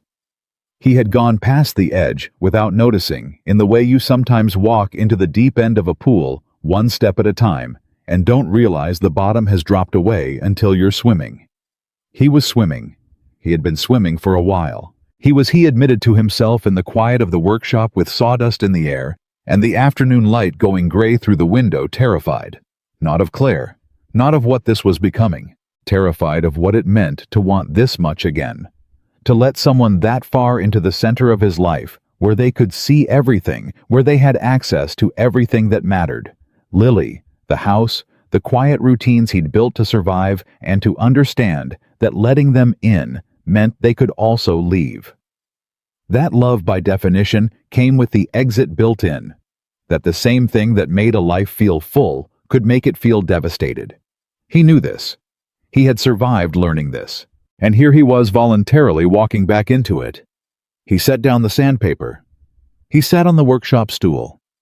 He thought about the drawing in the box. 2 stools at the bench. She had drawn 2. She had always drawn 2. He got up. He went back to work. That evening after dinner, after Lily was absorbed in Saturn's ring composition and Claire was at the kitchen table grading the last of her end-of-semester consultations, Ethan sat down across from her. She looked up. "I need to tell you something," he said. She set her pen down. "I'm scared," he said. She was quiet. "Not of you," he said.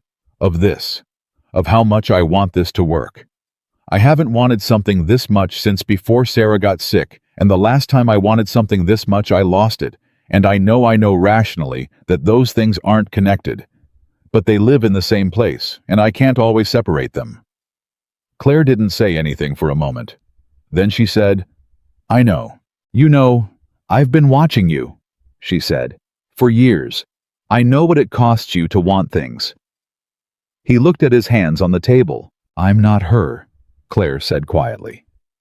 "I'm not going to get sick. I can't promise you that nobody ever leaves because nobody can promise that. But I can tell you that I am not going anywhere on purpose." She paused. "I'm not here by accident. I'm here because I chose to be every single day for a long time. You're allowed to be afraid. You're just not allowed to let the fear make the decision for you." He looked up. "Is that the counselor talking?" he said. "That's the woman who has been in love with you for 3 years talking," she said. The counselor would have been more professionally detached. The word landed.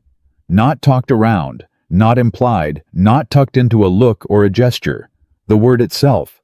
Direct and specific, and sitting right there on the kitchen table between them. In love. He didn't move. "I know," she said before he could respond. "I know it's a lot. You don't have to. I'm not asking you to match it right now. I'm just done keeping it in a category where I can pretend it's smaller than it is." He said, "Claire." She said, "I know." "Stop saying you know before I say it," he said. She stopped. He looked at her across the kitchen table. The red pen. The consultation notes. The reading glasses she'd pushed up on her head. The specific ordinary details of her, the woman who had been standing beside him for years, while he looked slightly to the left. "I'm getting there," he said. "I need you to know that. I'm not making you wait for something that isn't coming. I'm getting there." "How close?" she said. And despite everything, there was something almost amused in the way she said it. Not mocking, just hers. "Close enough," he said, "that sitting in a chair in your school lobby for 6 minutes felt like 6 hours. She looked at him. Then she picked up her pen. "Good," she said. And the way she said it, quiet, warm, completely certain, was the most confident thing he had heard in a very long time. He went back to the workshop sketches. She went back to her consultations. Lily came in from the living room to ask if Titan could technically qualify as a planet if it were somewhere else, and Claire said yes without looking up, and Ethan said probably, but it depended on the classification system, and Lily processed this and went back to the living room apparently satisfied. The house was quiet. The house was full. Both things were true at the same time, and Ethan was learning slowly, but with increasing certainty, to stop treating those two things as opposites. Then 4 days before Christmas, everything went sideways. It was not dramatic at first. It didn't announce itself as a crisis. It arrived the way most crises do, as something small, something manageable, something that turned out to be neither. Lily came home from school on the Monday before the holiday break, in a mood that was different from her usual moods. Not sad exactly, not upset in any identifiable way, just tight, contained. The particular containment of a child who is carrying something they haven't decided how to put down yet. She did her homework. She ate dinner. She was quiet in the way that Ethan had learned over 8 years to distinguish from regular quiet. It had a different texture, a different quality of attention. Like a room where someone had moved the furniture slightly, and everything looked the same, but nothing quite fit. He noticed. He didn't push. He'd learned that Lily was a person who needed to arrive at her own words in her own time, and that pressing her early usually resulted in walls going up rather than doors opening. He noticed that Claire noticed too. He saw her watching Lily across the dinner table with the quiet attention of someone filing things away. After dinner, Lily asked to be excused and went upstairs. Ethan and Claire looked at each other. "What happened?" he said. "I don't know yet," she said. But something did. He went up after her. He knocked on Lily's door, had always knocked, even when she was 4, and he was terrified of what he'd find behind a closed door, and knocking was a way of giving the fear a small ceremony before he opened it. "Yeah," she said. He went in. She was on her bed with her knees pulled up, her sketchbook open on her lap, but nothing drawn on the current page. She looked up when he came in. He sat at the foot of the bed. "What's going on, Bug?" he said. She was quiet for a moment. Then she said, "Emma said something at school today." He waited. She said. Lily stopped. She picked at the spiral binding of her sketchbook. "She said that Claire is only living with us because she doesn't have anywhere else to go, and that when she gets a new apartment, she'll leave." She looked up. "Is that true?" He felt the question go through him like a blade, not because of what Emma had said. Emma was 9, passing on something she'd overheard, misunderstanding it in the way children misunderstand adult information that comes to them in fragments. That wasn't the blade. The blade was the look on Lily's face. Because what Lily was actually asking underneath the words, underneath Emma's playground version of adult information was, "Is Claire going to leave us?" And Ethan understood, sitting at the foot of his daughter's bed, that this was the question his daughter had been carrying all evening. That she had been sitting with the specific terror of someone who had already lost one person who was supposed to stay, and was trying to calibrate how much she was allowed to need the one who was here now. He did not answer immediately. He said, "Where did Emma hear that?" "I don't know," Lily said. "Her mom, maybe? I don't know." He nodded slowly. "Dad?" Lily said. Her voice was smaller than usual. "Is she?" He said, "Claire's not going anywhere." Lily looked at him. "She's not going anywhere," he said again, more certain this time.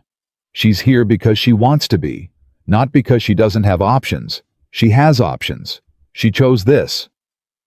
"You know that for sure," Lily said. "I know that for sure," he said. Lily looked at him for a long moment, with that particular appraising attention that had always made him slightly nervous because it saw more than he was prepared for. "Do you like her?" she said. "Like actually like her?" He looked at his daughter.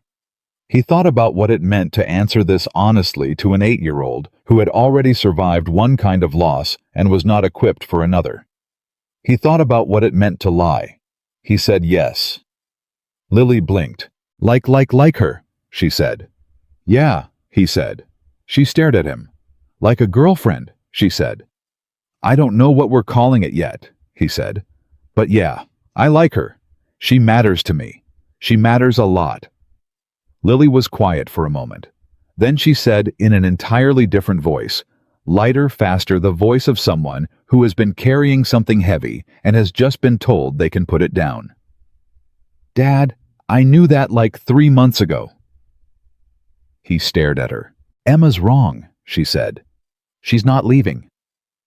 And then she opened her sketchbook and started drawing, and the conversation was apparently over because Lily operated on the principle that once a problem was solved, there was no reason to keep discussing it.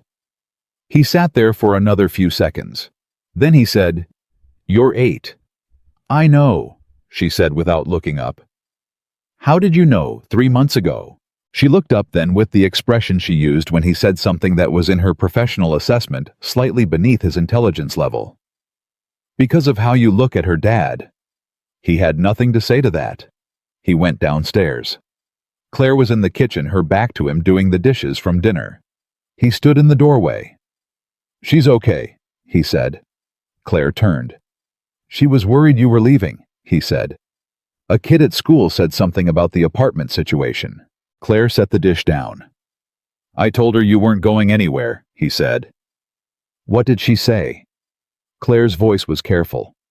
"She said she knew," he said. "And then she told me she figured out 3 months ago that I liked you." Claire stared at him. "She's 8, he said. "She's perceptive," Claire said. "She gets that from somewhere that isn't me," he said. Claire turned back to the sink. He could see from the angle of her head that she was trying to manage her expression, trying to keep the thing she was feeling from taking up too much space in the room. He crossed the kitchen. He stood beside her at the sink. He said, "She asked me if I like you." Claire was very still. "I told her yes," he said. She turned to look at him. He held her gaze. "She asked if it was like, he said. "I told her I didn't know what we were calling it yet." He paused. "That was for her benefit, because she's 8 and she doesn't need all of it at once." He reached out and took the dish from her hand and set it on the counter. "But I know what I'm calling it."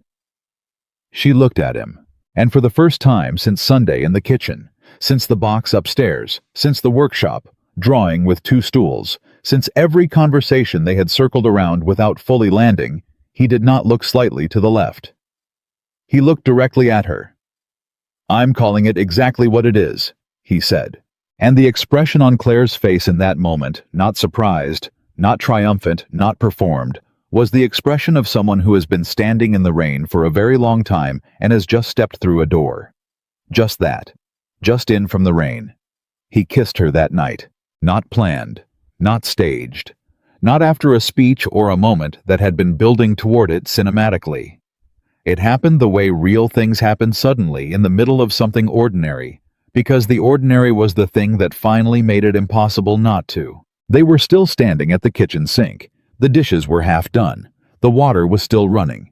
He had just told her he was calling it exactly what it was, and she had looked at him with that expression just in from the rain, and something in him stopped calculating and just moved. He kissed her once. Brief, warm, no drama to it. The kind of first kiss that doesn't announce itself as a first kiss until after it's happened. He pulled back. She looked at him. "Okay," she said. "Stop saying okay," he said. "What should I say instead?" "Anything else?" She thought about it for 1 second. "Finally," she said. He laughed. It came up fast and real, and she smiled at it, not smug, just pleased, the specific pleasure of someone who has been waiting for that particular laugh for a long time and is very glad it has arrived. He turned the faucet off. They finished the dishes. They did not make it into something larger than it was. They were both too practical for that, too grounded in the specific reality of a farmhouse with a sleeping 8-year-old upstairs and a pile of end-of-semester paperwork on the kitchen table, and 2 people who had known each other for 24 years and were not going to turn a first kiss into a production. They finished the dishes, and they talked about nothing important for another 40 minutes, her last day of work, before the holiday break. His timeline on the Biltmore Forest table, whether Lily's solar system model was going to survive being transported to school in one piece, and then they said goodnight and went to their separate rooms, and that was the whole of it. But something had changed. The next morning he made her coffee, and when she came downstairs and picked it up, She paused for just 1 second before she drank it, and in that 1 second, something passed between them that had not been there before. Some small internal acknowledgement that the thing that had been unnamed was now named, and that the house they were standing in was not the same house it had been 48 hours ago. "Good morning," she said. "Good morning," he said. Lily came thundering down the stairs and announced that she had dreamed about Jupiter's great red spot, and it was the best dream she had ever had, and could they have pancakes, and the morning resumed its usual shape, and that was the right way for it to go. Christmas came. Ethan had not experienced Christmas as something other than a performance in 4 years. He had done everything correctly. The tree, the lights, the presents, wrapped and placed with care, the specific foods that Lily loved, the traditions they'd developed in the years after Sarah, the careful construction of an occasion that said to his daughter, "This house is warm, this house is safe, this house is full, regardless of what is missing from it." He had been very good at performing Christmas. This Christmas was different. It was different because he wasn't performing. Claire baked on Christmas Eve.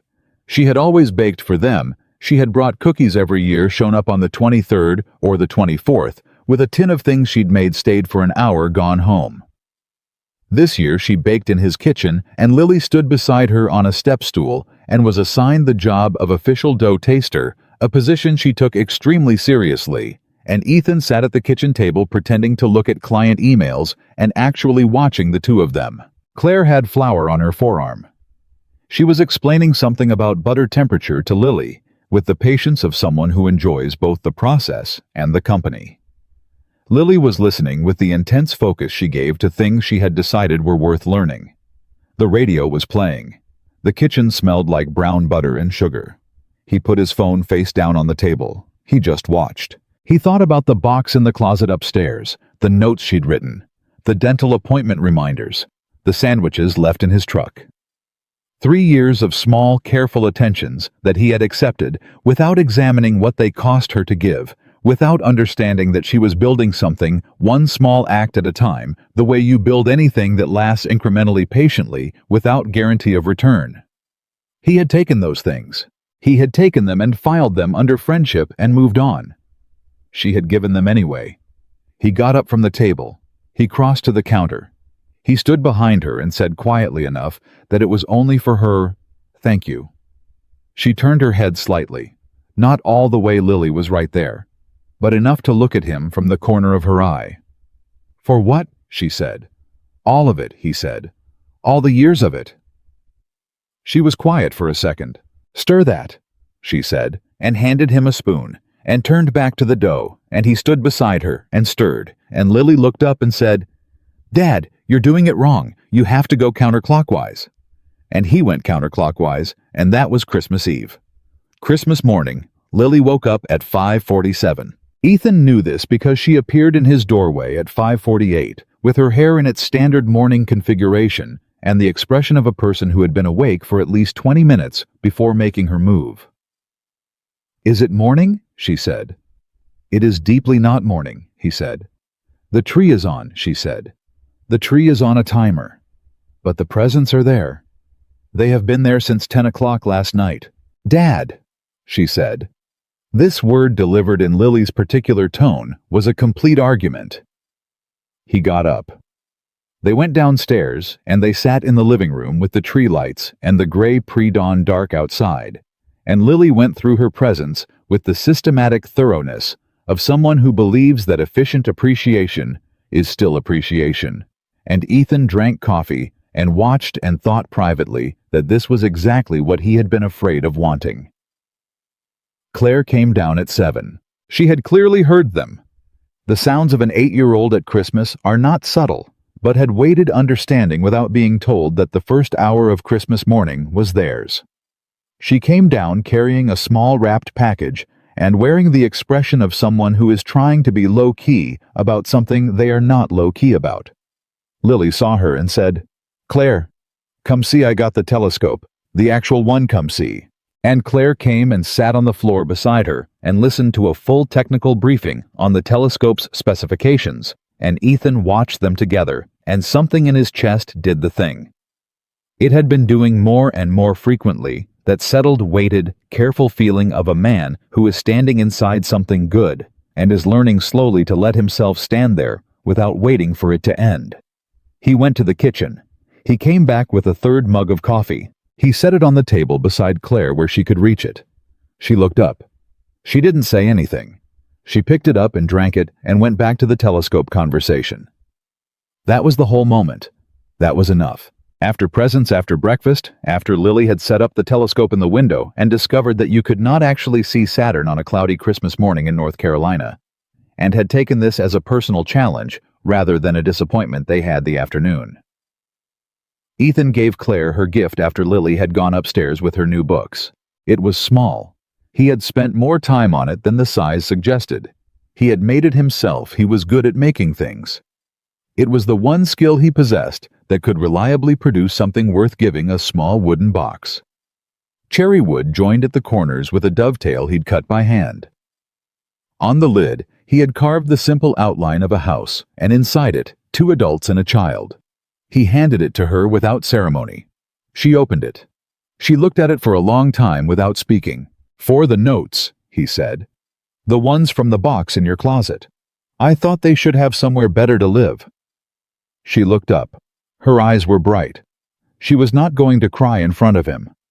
That was Claire always holding the structural integrity of a moment, even when she was feeling the full weight of it, but it was close.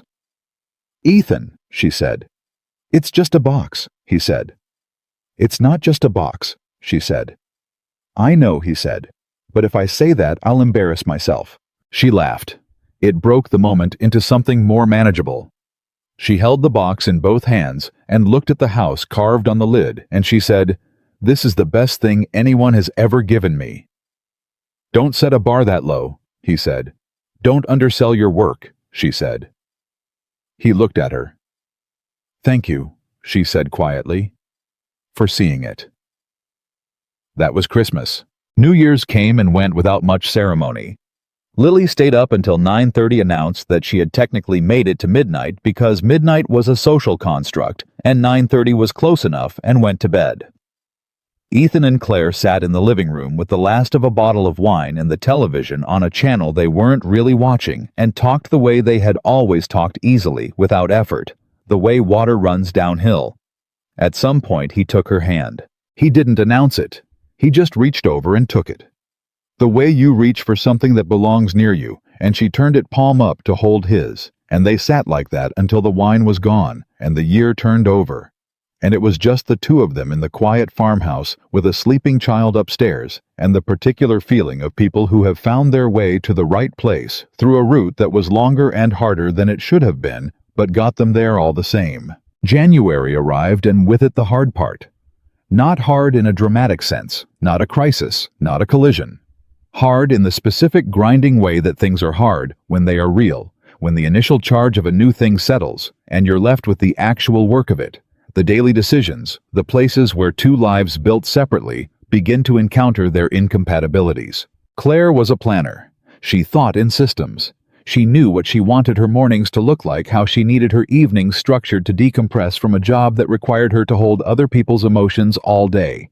And she had strong feelings about kitchen organization that turned out to be significantly different from Ethan's approach, which was to put things wherever there was space. Ethan was adaptive. He had spent 4 years building flexibility into every system because single parenting required it. He could pivot. He could adjust. What he was not good at was telling people what he needed before the need became a problem. He had developed in the years of surviving alone a habit of absorbing difficulty quietly and not reporting it until it had become considerably larger than it needed to be. This produced their first real argument on a Thursday in the second week of January. It was not about anything important. It was about a scheduling conflict. He had told a client he could do a delivery on a Saturday that turned out to be the same Saturday Claire had arranged for them to take Lily to the Children's Science Museum in Charlotte, an arrangement he had been told about and had simply not entered into his mental calendar because his mental calendar operated on a system that Claire was about to discover was significantly more informal than she had assumed. She found out on the Wednesday before when she mentioned it at dinner, and he looked at her with the expression of a man who is doing rapid internal arithmetic. She put her fork down. You forgot, she said. I didn't forget, he said. Ethan. The client called on Tuesday, and I said yes, and I didn't. You didn't check, she said. He did not argue with that because it was accurate. You didn't check, she said again, not loudly, but with a precision that was worse than loudness. Because when you make a decision that affects the three of us, you still think of it as just affecting you. He looked at her. I've been here for 2 months, she said. I gave up my apartment. Lily is counting on this Saturday.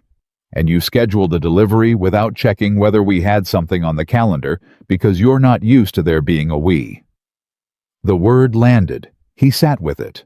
Lily, who had been following this exchange with the expression of someone watching a tennis match and calculating angles, quietly picked up her plate and said she was going to eat in the living room. They let her go. In the silence after she left, Ethan said, "You're right." Claire looked at him. "You're right," he said again. I didn't check.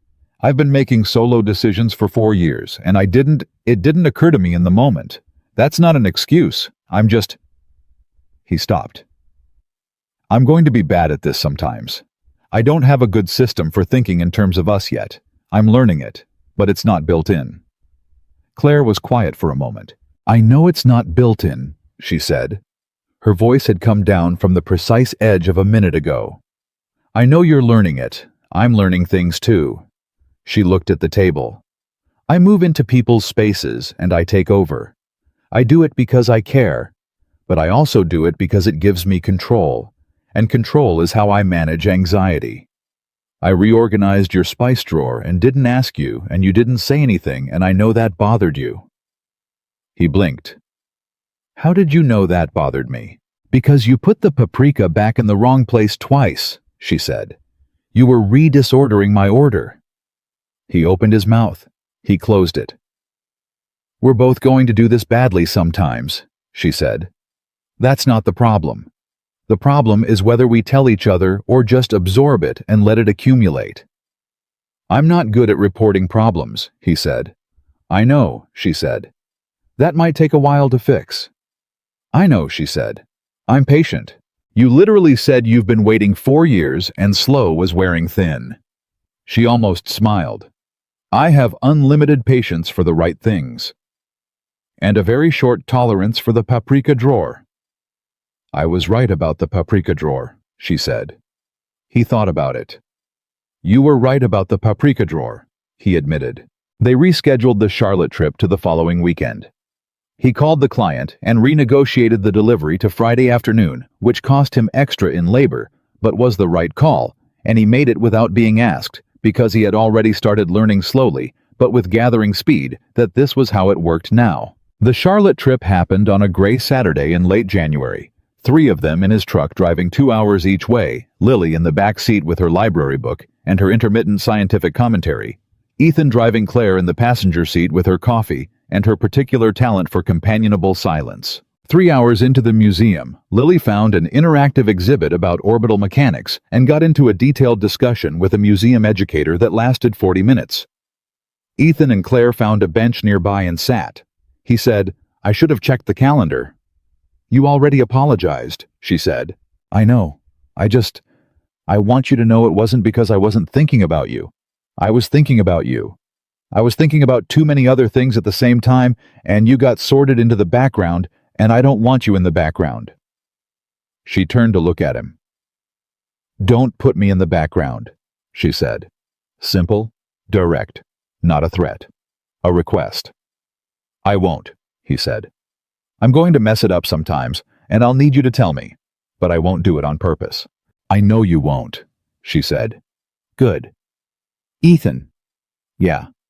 You're doing really well, she said.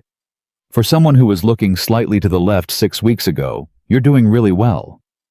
He felt it in his chest, that thing she could do with a simple sentence, the way she calibrated exactly what he needed to hear and delivered it without over-engineering it.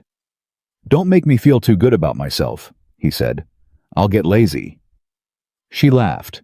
Across the exhibit, Lily was explaining something to the museum educator with such authority that the educator appeared to be taking notes.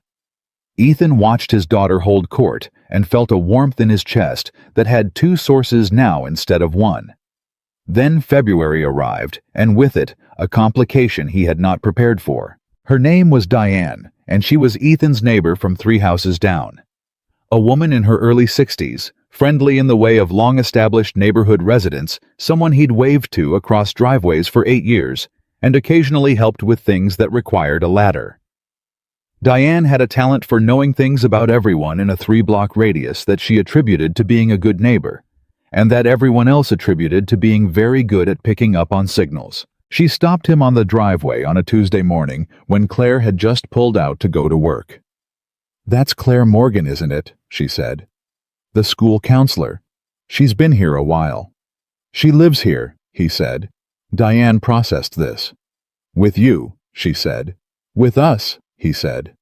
"Her and Lily and me." Diane nodded slowly with the expression of someone receiving a news item that confirms an existing hypothesis. "I thought so," she said. "I saw the 2 of you on the porch at Christmas. You know my late husband and we were friends first, too." He looked at her. 22 years of marriage, she said.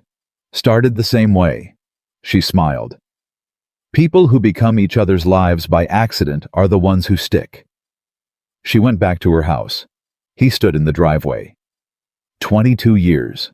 He had been doing the math differently lately. Not the math of what had been lost, which was the math he'd been running for 4 years, but a different kind. The math of what could still be ahead. He was 36. If he lived to his mid-80s, and the Walker men usually did, it was the women who weren't so lucky, and that was a thought he shut firmly in a drawer. He had 50 more years of mornings. 50 more years of coffee and school pickups and workshop sawdust and people to share a house with. He had been treating his life like a sentence being completed, rather than a story still being written. He went back inside, and he called Claire. She picked up on the second ring. "Did you forget something?" "No," he said. He stopped. "Ethan, what's wrong?" "Nothing." He said, "Nothing's wrong. I just wanted to tell you something, and I didn't want to wait until tonight." A beat. "Okay, tell me." "I talked to Diane on the driveway," he said. "Your neighbor Diane." "Yeah," she said. He stopped. "She said that people who become each other's lives by accident are the ones who stick." A pause on the line. "That's a nice thing to say," Claire said carefully. "I've been thinking about 50 years, he said. The line was quiet. "Of mornings," he said. "Of coffee and Lily and the workshop and all of it. I've been thinking about what that looks like." He stopped. He was in his kitchen, standing at the window looking at the driveway where Diane had just been standing. "I wanted you to know that when I think about it, you're in it. Not cautiously, not as a possibility, as a fact." The line was very quiet. He waited. Then she said, and her voice had that quality it got when she was trying to keep it level and almost managing it. "I've been in it for 3 years." "I know," he said. "I'm just letting you know I'm there now too." She exhaled.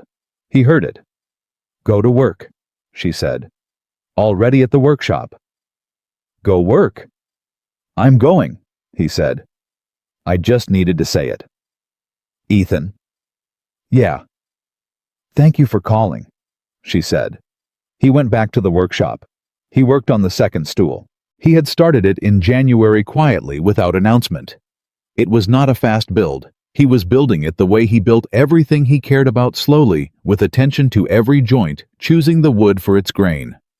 Black walnut. Warm, dark, strong. The kind of material you use when you're building something to last. He didn't tell Claire what it was for. She hadn't asked. But she had noticed it on his workbench, and had stood at the workshop door one afternoon, and looked at it in a way that told him she had figured it out. That was February. March arrived, and with it the thing he had not been expecting. He had been doing well. He knew he had been doing well. The calendar was shared, now actually shared digital. Both of them had access color-coded in a system Claire had set up, and that he had learned to check first thing every morning because it was simply better, and he was not going to be stubborn about things that were simply better. The delivery schedule was coordinated. The school events were tracked. They had worked out the kitchen he got to keep the paprika where he wanted it. She got to reorganize the pantry, a compromise that satisfied no one, and therefore satisfied both of them in the way that true compromises do. He was doing well. And then he found the letter in the mailbox. He almost didn't see it. It was tucked between a utility bill and a catalog unmarked, except for the return address, which was a hospital administrative office in Charlotte. His blood went cold before he finished reading the return address. He stood at the mailbox for a moment. Then he went inside. He set the other mail on the counter, and he opened the letter, and he read it, and then he sat down at the kitchen table and read it again, and then he set it down flat on the table and pressed both hands on top of it and breathed. It was not what he had feared. It did not say what his heart had flooded with the cold certainty it was going to say. It was a notice about an old billing account. Administrative, impersonal nothing, the kind of letter that occasionally surfaces from the deep past of hospital systems and means nothing except that somewhere a computer ran a routine process. It had Sarah's name on it. That was all. Just her name on an administrative form in a hospital's standard typeface routine.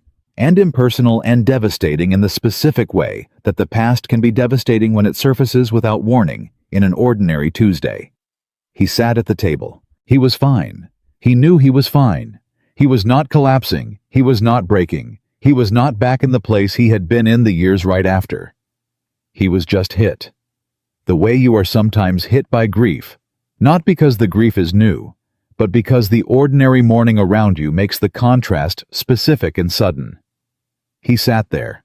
He heard the front door at 4:15, which was Claire coming home before Lily's school pickup. He heard her put her bag down in the hall. He heard her cross to the kitchen. She stopped when she saw him. She saw the letter. She did not say anything for a moment. Then she pulled out the chair beside him, not across the table beside him, and she sat down. She did not touch the letter. She did not ask him to explain it. She read what she could see of it from where she was sitting, and she understood immediately what had happened the way she understood most things about him. She put her hand over his on top of the letter. She didn't speak. He looked at their hands. After a while he said, "It's nothing, a billing thing." "I know," she said. "I'm fine." "I know," she said. "I know," she said for a third time. He turned his hand over under hers and held it. They sat there. He thought about the box in the closet upstairs with the photos from Lily's birthdays and the notes and the workshop drawing. He thought about how many times Claire had sat beside him in grief. Really sat without flinching, without trying to fix it, without making it about reassurance. He thought about how the thing he had called friendship for so many years was in fact something considerably more structurally significant than friendship. It was a load-bearing wall, and he had been leaning on it without knowing it was holding the house up. "I used to think," he said after a while, "that moving forward meant leaving her behind." Claire was quiet. "That if I let myself have something again, it meant—" He stopped. "Like there was a finite amount of room." "There's not," Claire said. "I know that now," he said. "She's not going anywhere," Claire said. "She's Lily's mother. She's part of this house. She's part of you." Her voice was steady even. Not threatened, not performing steadiness. Just certain. "I'm not asking you to close a door. I'm just asking you to let me stand in the same house." He looked at her. "You are in the house," he said. "I know," she said. "I just want to make sure you know." He held her hand on the table. He said, "The second stool is almost done." She went very still.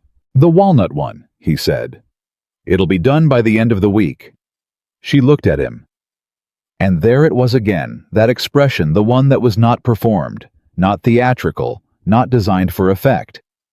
The expression of someone who has been handed something they were beginning to believe they would never receive, and is still processing the fact that it is actually in their hands. "Okay," she said. "Stop saying okay," he said. "Finally," she said. He almost smiled. She almost smiled back. Outside, the March light was coming in through the kitchen window, different from November warmer. the kind of light that carries the suggestion of things starting rather than ending.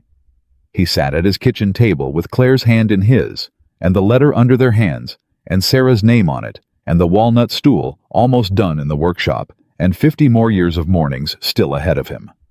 He was not performing fine. He was against all his planning actually fine. And then Lily came home from school, dropped her bag in the hall with her usual absence of ceremony, came into the kitchen, looked at the two of them sitting with their hands together at the table, and said, "What did I miss?" "Nothing," Ethan said. Lily looked at Claire. "Did he do the thing where he pretends everything's fine when it's not?" "He's working on it," Claire said. "He always does that," Lily said with the satisfied authority of someone who has been making this observation for years and is glad to finally have a corroborating witness. She opened the refrigerator. She got out the apple juice. She poured herself a glass with the complete self-sufficiency of an 8-year-old who has strong opinions about her own capabilities. Then she said, without looking up, "Is the stool done yet?" Ethan looked at her. "What stool?" he said. She looked at him over her glass with the expression she reserved for questions she knew the answer to. "Dad," she said, "I go in your workshop all the time." He stared at her. "Is it done?" she said. He looked at Claire. Claire looked at her apple juice. "End of the week," he said. Lily nodded, as if this confirmed a schedule she had already been tracking. "Good," she said. And she took her glass and went to the living room and turned on the television, and the kitchen returned to its usual afternoon sounds, and Ethan sat there understanding that his daughter, his 8-year-old daughter, had known about the stool and had apparently been waiting for him to finish it with the patient confidence of someone who never doubted that he would. That evening, after dinner, after Lily was in bed, he went out to the workshop. He worked on the stool for 2 hours. He was very close now. The legs were set, the seat fitted the finish, just needed one more coat, and it would be done. He worked slowly, deliberately, the way he always worked when he was building something he cared about, with the full attention that the piece deserved. At some point, he looked at the workbench, at the 2 stools. His the old one, worn and familiar, the one he'd sat on for 6 years. And the new one, walnut, darker, shaped a little differently because they were different people, and it was right that the stools should be slightly different. 2 stools. He had built it from a drawing in a box that a woman had hidden in a closet because she was afraid to want too much. He had built it because she was right to want it. He set the sandpaper down. He went back inside. Claire was reading in the living room. She looked up when he came in. "Done," she said. "Tomorrow," he said. "One more coat." She nodded and went back to her book. He sat down across from her. He watched her read for a moment. Then he said, "I need to ask you something." She put the book down. He looked at her steadily. 3 months, he said. That was the deal. She tilted her head slightly. "What about it?" "It's been almost 4, he said.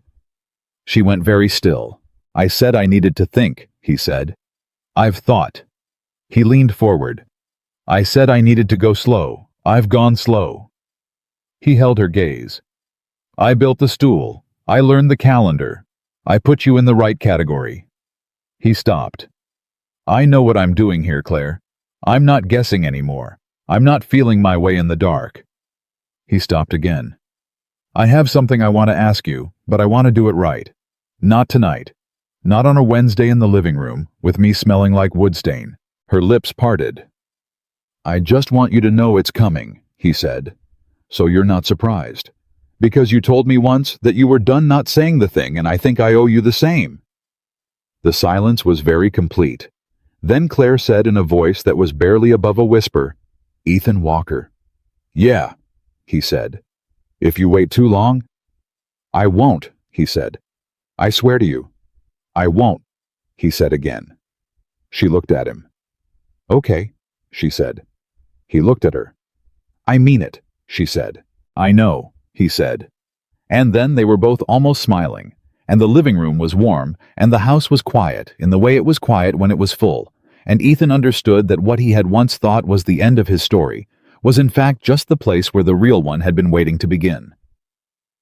The stool was finished on a Thursday. Ethan put the last coat on in the morning, set it beside the old one at the workbench, and stood back and looked at them the way he always looked at finished work, critically. Honestly, without the softening effect of sentiment. He was looking for what was wrong. He always looked for what was wrong first, because that was how you knew something was actually good when you searched for the flaw and couldn't find one. He couldn't find one. The walnut was warm and dark beside the worn pale oak of the old stool, and they were different in the way things are different when they come from different lives, but have been built for the same purpose. He had shaped the seat slightly differently, wider fitted for someone whose proportions were not his, whose way of sitting in a space was not his, and that specificity was the thing he was most proud of. He had not built a copy of his own stool. He had built hers. He went inside, and he washed the stain from his hands, and he stood at the kitchen sink, and he looked out the window at nothing in particular, and he thought tonight. Not a restaurant, not a ceremony. He had thought about the restaurant and dismissed it immediately because Claire was not a restaurant person. She was a kitchen table person, a living room floor person, a porch in the cold with coffee person, and anything that required a reservation and a dress code would feel to her like a performance. And what he was about to do was not a performance. It was the most unperformed thing he had ever done. He had the ring. He had gotten it 3 weeks ago quietly on a Tuesday when Claire was at a parent conference that ran until 6 and Lily was at Maya's. He had driven to a jewelry shop in downtown Asheville run by a woman named Patricia, who had been making custom pieces for 40 years and who listened to what he described simple, specific something that looked like it had always existed and not like it was trying too hard and had shown him exactly one ring and said, "That's it."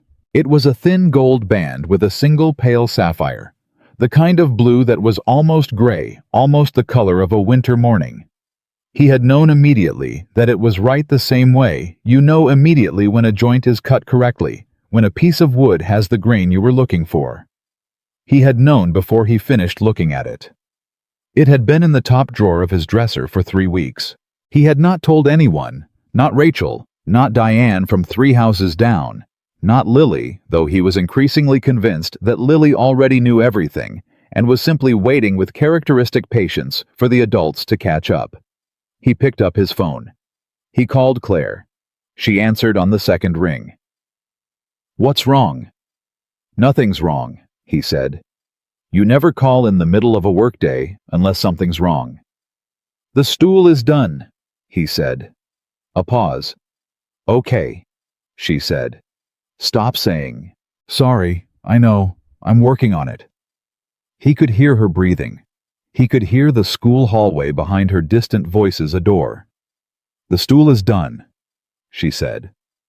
"Come home on time tonight," he said. "Don't stop anywhere." Another pause. Longer. "Ethan," she said. "Just come home," he said. She was quiet for a moment. "Okay," she said. He hung up. He spent the afternoon finishing nothing useful. He moved things around the workshop that didn't need to be moved. He made a list of lumber he needed to order and then couldn't find where he'd put the list. He drove to the grocery store and stood in front of the meat section for 4 minutes before remembering he'd come for something else and couldn't recall what. He drove home. He picked up Lily from school at 3:15. She got in the truck and put her seatbelt on and said before he had put the truck in gear, "Is it happening tonight?" He looked at her. "What?" he said. She looked at him with the expression she used for things that were in her professional assessment beneath the need for further explanation. "Lily?" he said. "Dad," she said. "You don't know what You cleaned the house this morning," she said. "You only clean the house when something's happening, and you have the ring." He stared at her. "I wasn't snooping," she said. "I needed a battery from your top drawer and the box was just there." He gripped the steering wheel. "It's a really pretty ring," she said. "Thank you," he said reflexively. "She's going to say yes," she said. He looked at her. "Obviously," she said. "Dad, come on." He put the truck in gear. They drove home without speaking for about 2 minutes. Then Lily said, in a different voice, quieter, younger than her usual voice, which was the voice she used when something mattered, and she didn't want to overperform it. "Dad, I'm glad." He glanced at her. "I just wanted to say that," she said, "in case you were nervous." He was absolutely nervous. "I'm not nervous," he said. She looked out the window with the expression of someone who has decided to be diplomatic. "She's going to say yes," she said again more quietly. He drove. When they got home, he told Lily that he needed her to do something important tonight, and she took this commission very seriously, which was the right call, because the something important was that she needed to behave like a normal person at dinner and not say anything about rings or stools or proposals or anything that would compromise the situation. And Lily said with enormous dignity, "Dad, I know how to keep a secret." "You literally just told me you found the ring," he said. "That was different," she said. "That was between us. This is a real secret." He was not entirely reassured by this logic. Claire came home at 5:40. He heard the front door. He heard her bag go down in the hall. He heard her stop the way she always stopped for a moment when she came in, taking in the temperature of the house. He had noticed she did this, that she read the house the way a sailor reads weather, assessing what she was walking into before she moved further. He was in the kitchen. She came in. She looked at him. He was standing at the counter with a dish towel in his hand, which was not necessary, because there were no dishes, and he knew he looked like a man who was holding a dish towel for something to do with his hands, and there was absolutely no disguising it. She said, "Hi." He said, "Hi." Lily appeared from the hallway, said hi to Claire, accepted a hug with slightly more cooperation than usual, and then announced she was going to the living room to do her homework, which she delivered with such pointed normalcy that it was essentially a billboard, and Claire watched her go and then looked back at Ethan. "She knows," Claire said. "She found the ring 3 weeks ago," he said. Claire blinked. "She was looking for a battery," he said, "and she didn't tell me. She said she knows how to keep a secret." Claire looked toward the living room with the expression of someone recalibrating their understanding of a person they thought they knew well. "Huh?" she said. "She said you're going to say yes," he said. The kitchen was very quiet. Claire turned back to look at him. "She's 8?" Claire said. "She's not." "She's right, though," he said. Claire stopped. He put the dish towel down. He crossed the kitchen. He stood in front of her close the way he had gotten comfortable, standing in the last 4 months, without the careful distance he used to maintain. He reached into his shirt pocket. He had moved the ring from the dresser drawer to his shirt pocket at approximately 2:30 that afternoon, which was when he had accepted that he was not going to wait until after dinner the way he had planned. He had never been good at waiting for things he was certain about. He held the ring between his fingers. He looked at her. He said, "I asked you this as a joke 5 months ago. I meant it as a joke. I want you to know that I understand now what it costs a person to not laugh, what it costs to stand up and reach for someone's hand when you've been holding something in for 3 years, and you're terrified, and you don't know if the floor is going to hold when you take the step." Her eyes were very bright. "I understand now what it means to lead someone upstairs," he said. "To show them a box of everything you were afraid to want out loud. I understand what it means to choose someone quietly every day for years without any guarantee that they're going to see it." She pressed her lips together. "I saw it," he said. "I'm sorry it took me so long. I'm sorry you had to be so patient for so long. I'm sorry I put you in a box labeled safe, when what I should have done was understand that you were the reason the house didn't fall down." He stopped. He looked at the ring. Then he looked at her. "I'm not joking this time." He held the ring out. Not down on one knee, she would have found that mortifying, and he knew it, which was part of knowing her, which was the whole point. Just standing in his kitchen, holding a ring with a gray-blue sapphire that looked like a winter morning, asking her directly and completely, and without performance. "Claire Morgan," he said, "will you marry me?" She did not say anything, just like the first time. He felt his heart do something that had no clean name, She was not being still out of shock this time. She was being still the way she was still when she was feeling something so large that motion would break it before she'd had a chance to hold the full weight of it. Then she reached out. She took the ring from his fingers. She looked at it for a moment. Then she looked at him. "I've been waiting for you to ask," she said. He exhaled. She put the ring on her own finger, practical, unhesitating, completely herself, and she looked at it for exactly 2 seconds. And then she looked at him, and he closed the distance between them and kissed her in his kitchen on a Thursday evening in March. Properly. This time, not brief, not careful, not a first kiss, held back by the awareness of everything surrounding it, but a real one, a full one, the kind that has the weight of 5 months and 4 years and 24 years behind it. From the hallway, they heard a sound that was Lily attempting to be quiet and not entirely succeeding. They separated. Claire looked toward the hallway.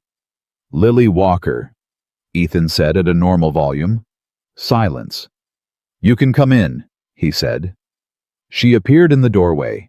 She looked at Claire's hand. She looked at her father. She said with the triumphant certainty of a person whose prediction has been confirmed by subsequent events, "I told you." Claire laughed.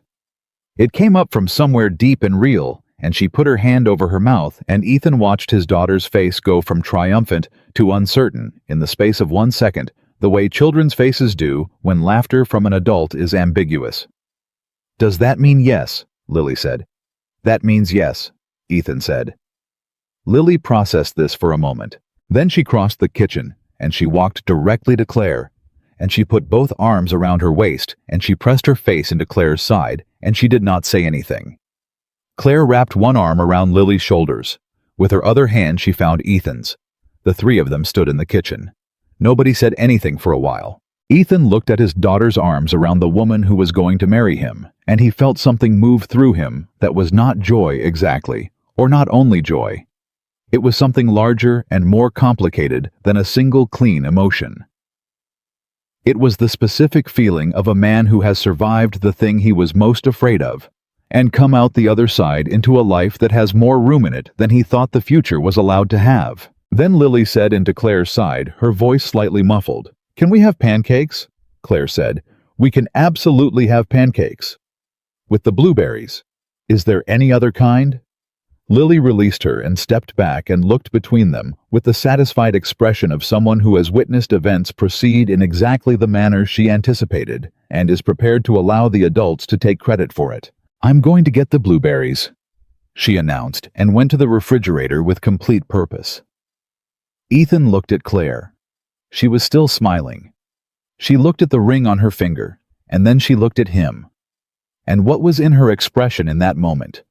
Not the ring, not the proposal, not the grand gesture of any of it, but just him, just his face, the ordinary face of the man she had chosen quietly for years before he knew to choose her back. That look was the thing he would carry, not the dramatic moments, not the staircase in November or the box in the closet or any of it. This, the kitchen, the blueberries, his daughter narrating her search of the refrigerator with the confident authority of a natural-born expedition leader. Claire with flowers she hadn't gotten yet, and a ring she had put on her own hand, and an expression that had no performance in it at all. This was the thing. Rachel called that night. He didn't know how she knew he hadn't told her, and Lily had theoretically been under orders, but the phone rang at 8:45, and it was Rachel, and she said before he said anything, "Well," he said. She said yes. Rachel made a sound on the phone that was not a word. It was the kind of sound that comes up when something you have been quietly hoping for a very long time finally lands. "Ethan," she said. "I know," he said. "Sarah would be." "I know," he said. "I just want to say it." "I know, Rach." She was quiet for a moment. Then she said, and her voice was steady, the way it got when she was being deliberate. "She used to say that you were the kind of person who needed someone patient. Someone who understood that you weren't actually closed off, you were just slow to open. Like a really good cabinet," she said. "Takes time to get the joint right." He sat with that for a moment. "A cabinet," he said. Her words. She compared me to a cabinet. "A really good one," Rachel said. He almost laughed. It came out slightly broken the way laughs do when they're carrying more than amusement. "Claire's good for you," Rachel said. "She always has been." "I know," he said. "And you're good for her," she said. "In case no one has said that. She's been giving for a long time. She deserves someone who gives back." He thought about the walnut stool. He thought about the wooden box for her notes, the one he'd built for Christmas with the house carved on the lid. He thought about 50 years of mornings. "I'm working on it," he said. "You're doing fine," she said. He said goodnight to Rachel. He went back to the kitchen where Lily was finishing her pancake with the methodical satisfaction of someone who considers this a personal victory. And Claire was drinking tea at the kitchen table with her left hand resting on the surface, in a way that might have been accidental and was absolutely not. And the ring caught the kitchen light in a small, quiet way that had nothing theatrical about it. He sat down. He looked at his family. He used that word deliberately inside his own head for the first time. Not as a concept he was approaching or a future he was negotiating, as a fact of the present tense. His family. Lily finished her pancake and announced she was going to bed, which was the single most voluntarily cooperative bedtime announcement in 8 years of her life, and he recognized it as a gift she was giving them, the 8-year-old's version of reading the room clearing space, understanding that the adults needed the rest of the evening for something she wasn't part of. He walked her upstairs. He stood in her doorway. "Hey," he said. She looked up from her pillow. "Thank you," he said. "For tonight. For keeping the secret. For—" He stopped. "For knowing before I did." She considered this. "You knew," she said. "You just hadn't said it yet." He looked at her. "That's different from not knowing," she said. "You always knew." He stood in the doorway of his daughter's room and understood that she was right. He had known. He had known since before the joke, before the Sunday, before the staircase and the box and all of it. He had known and had chosen not to know, which was a choice available only to people who had the luxury of someone patient enough to wait. "Good night, Bug," he said. "Good night, Dad," she said. And then, "Good night, Ethan and Claire's house." He turned off her light. He went back downstairs. Claire was still at the kitchen table. She had her tea and her left hand on the table, and she was not reading, not looking at her phone, just sitting in the quiet of the house the way she did sometimes, fully present, not filling the silence, comfortable inside it. He sat across from her. She looked at him. "Are you okay?" she said. "Yeah," he said.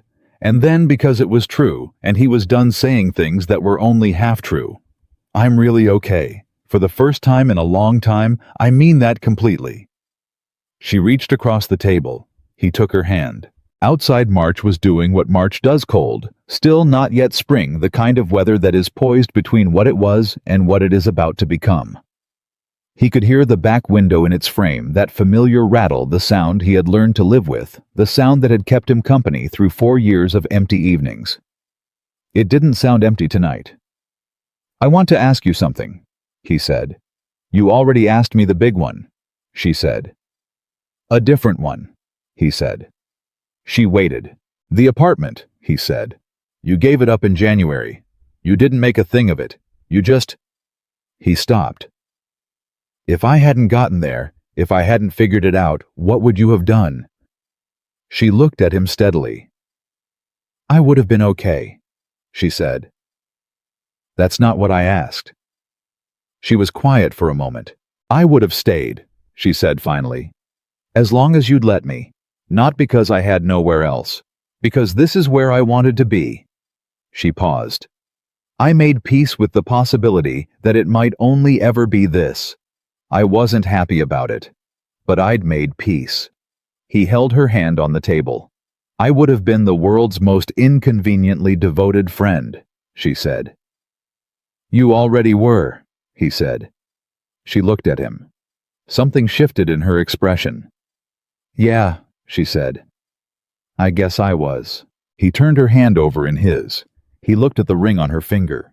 He thought about the woman who had written notes on half sheets of paper and left sandwiches in his truck, and driven his wife to appointments, and sat outside his daughter's door at 2 in the morning, and drawn a picture of a workshop she was never sure she'd get to share, and who had done all of it without guarantee, without contract, without any assurance that it would ever be anything other than what it appeared to be on the surface. He thought about what that kind of love cost. He thought about what it meant that she had given it anyway. "Claire?" he said. "Yeah. I need you to know something." She looked at him. "I'm not going to be perfect at this," he said. "I'm going to forget things on the calendar. I'm going to put things back in the wrong drawer. I'm going to have days where the grief comes up sideways, and I won't know how to explain it, and I'll go quiet in a way that has nothing to do with you, and everything to do with the part of my history that doesn't stop being my history just because I'm happy." He paused. "But I am going to show up. Every day. Not as a performance. Because you are the person I want to be in the same house with for the rest of my life, and that means I'm going to do the work of it, even when the work is hard." She looked at him for a long moment. "I know," she said. "Stop. I know." She said again, and this time she was smiling when she said it. The particular smile she had that was slightly asymmetric and completely real. The smile he had seen across kitchen tables and school hallways and workshop doors for 24 years without ever letting himself understand what it did to him. "You're impossible," he said. "You proposed to me in your kitchen in a flannel shirt," she said. "You said yes." "I absolutely said yes," she said. He held her hand. She held his back. The house was quiet. The house was full. Lily was asleep upstairs with her drawings and her books, and the solar system she had built on the dining table, and her absolute confidence in the outcome of events she had seen coming months before anyone else. The workshop was out back with 2 stools at the bench, and the cherry wood smell of finished work. The kitchen table had 2 coffee cups on it in the morning now, and it would have 2 coffee cups on it for the rest of the mornings that mattered, because some things, once they've been set right, stay right. He had started his day at the mailbox on a November Sunday with a joke he hadn't planned to mean.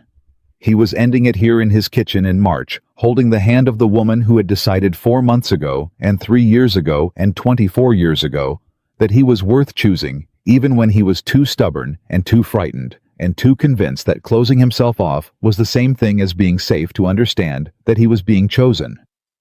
He understood it now. He understood it completely. They sat at the table until midnight, talking about nothing important and everything that was. And when they finally turned off the lights and went upstairs and the farmhouse settled into its nighttime sounds, Ethan Walker lay on his back in the dark and listened to the language of the house and heard what it had been trying to tell him for a very long time. It was not the sound of something missing. It was the sound of something found. And sometimes the greatest love story you will ever live does not begin with a speech or a plan or a certainty that arrives with clear skies and a clean road ahead. Sometimes it begins with a joke at a kitchen table on an ordinary Sunday afternoon, and a woman who loves you enough to let you be the last one to figure it out, and a silence that carries inside it. Everything she was too careful to say out loud until you were finally ready to hear it. Sometimes it begins with a hand reaching for yours at the bottom of the stairs. Sometimes that is all it takes. And sometimes, if you are lucky enough and humble enough and finally mercifully honest enough to stop looking slightly to the left, you find that the thing you have been trying to survive without has been standing beside you the whole time waiting for you to come home.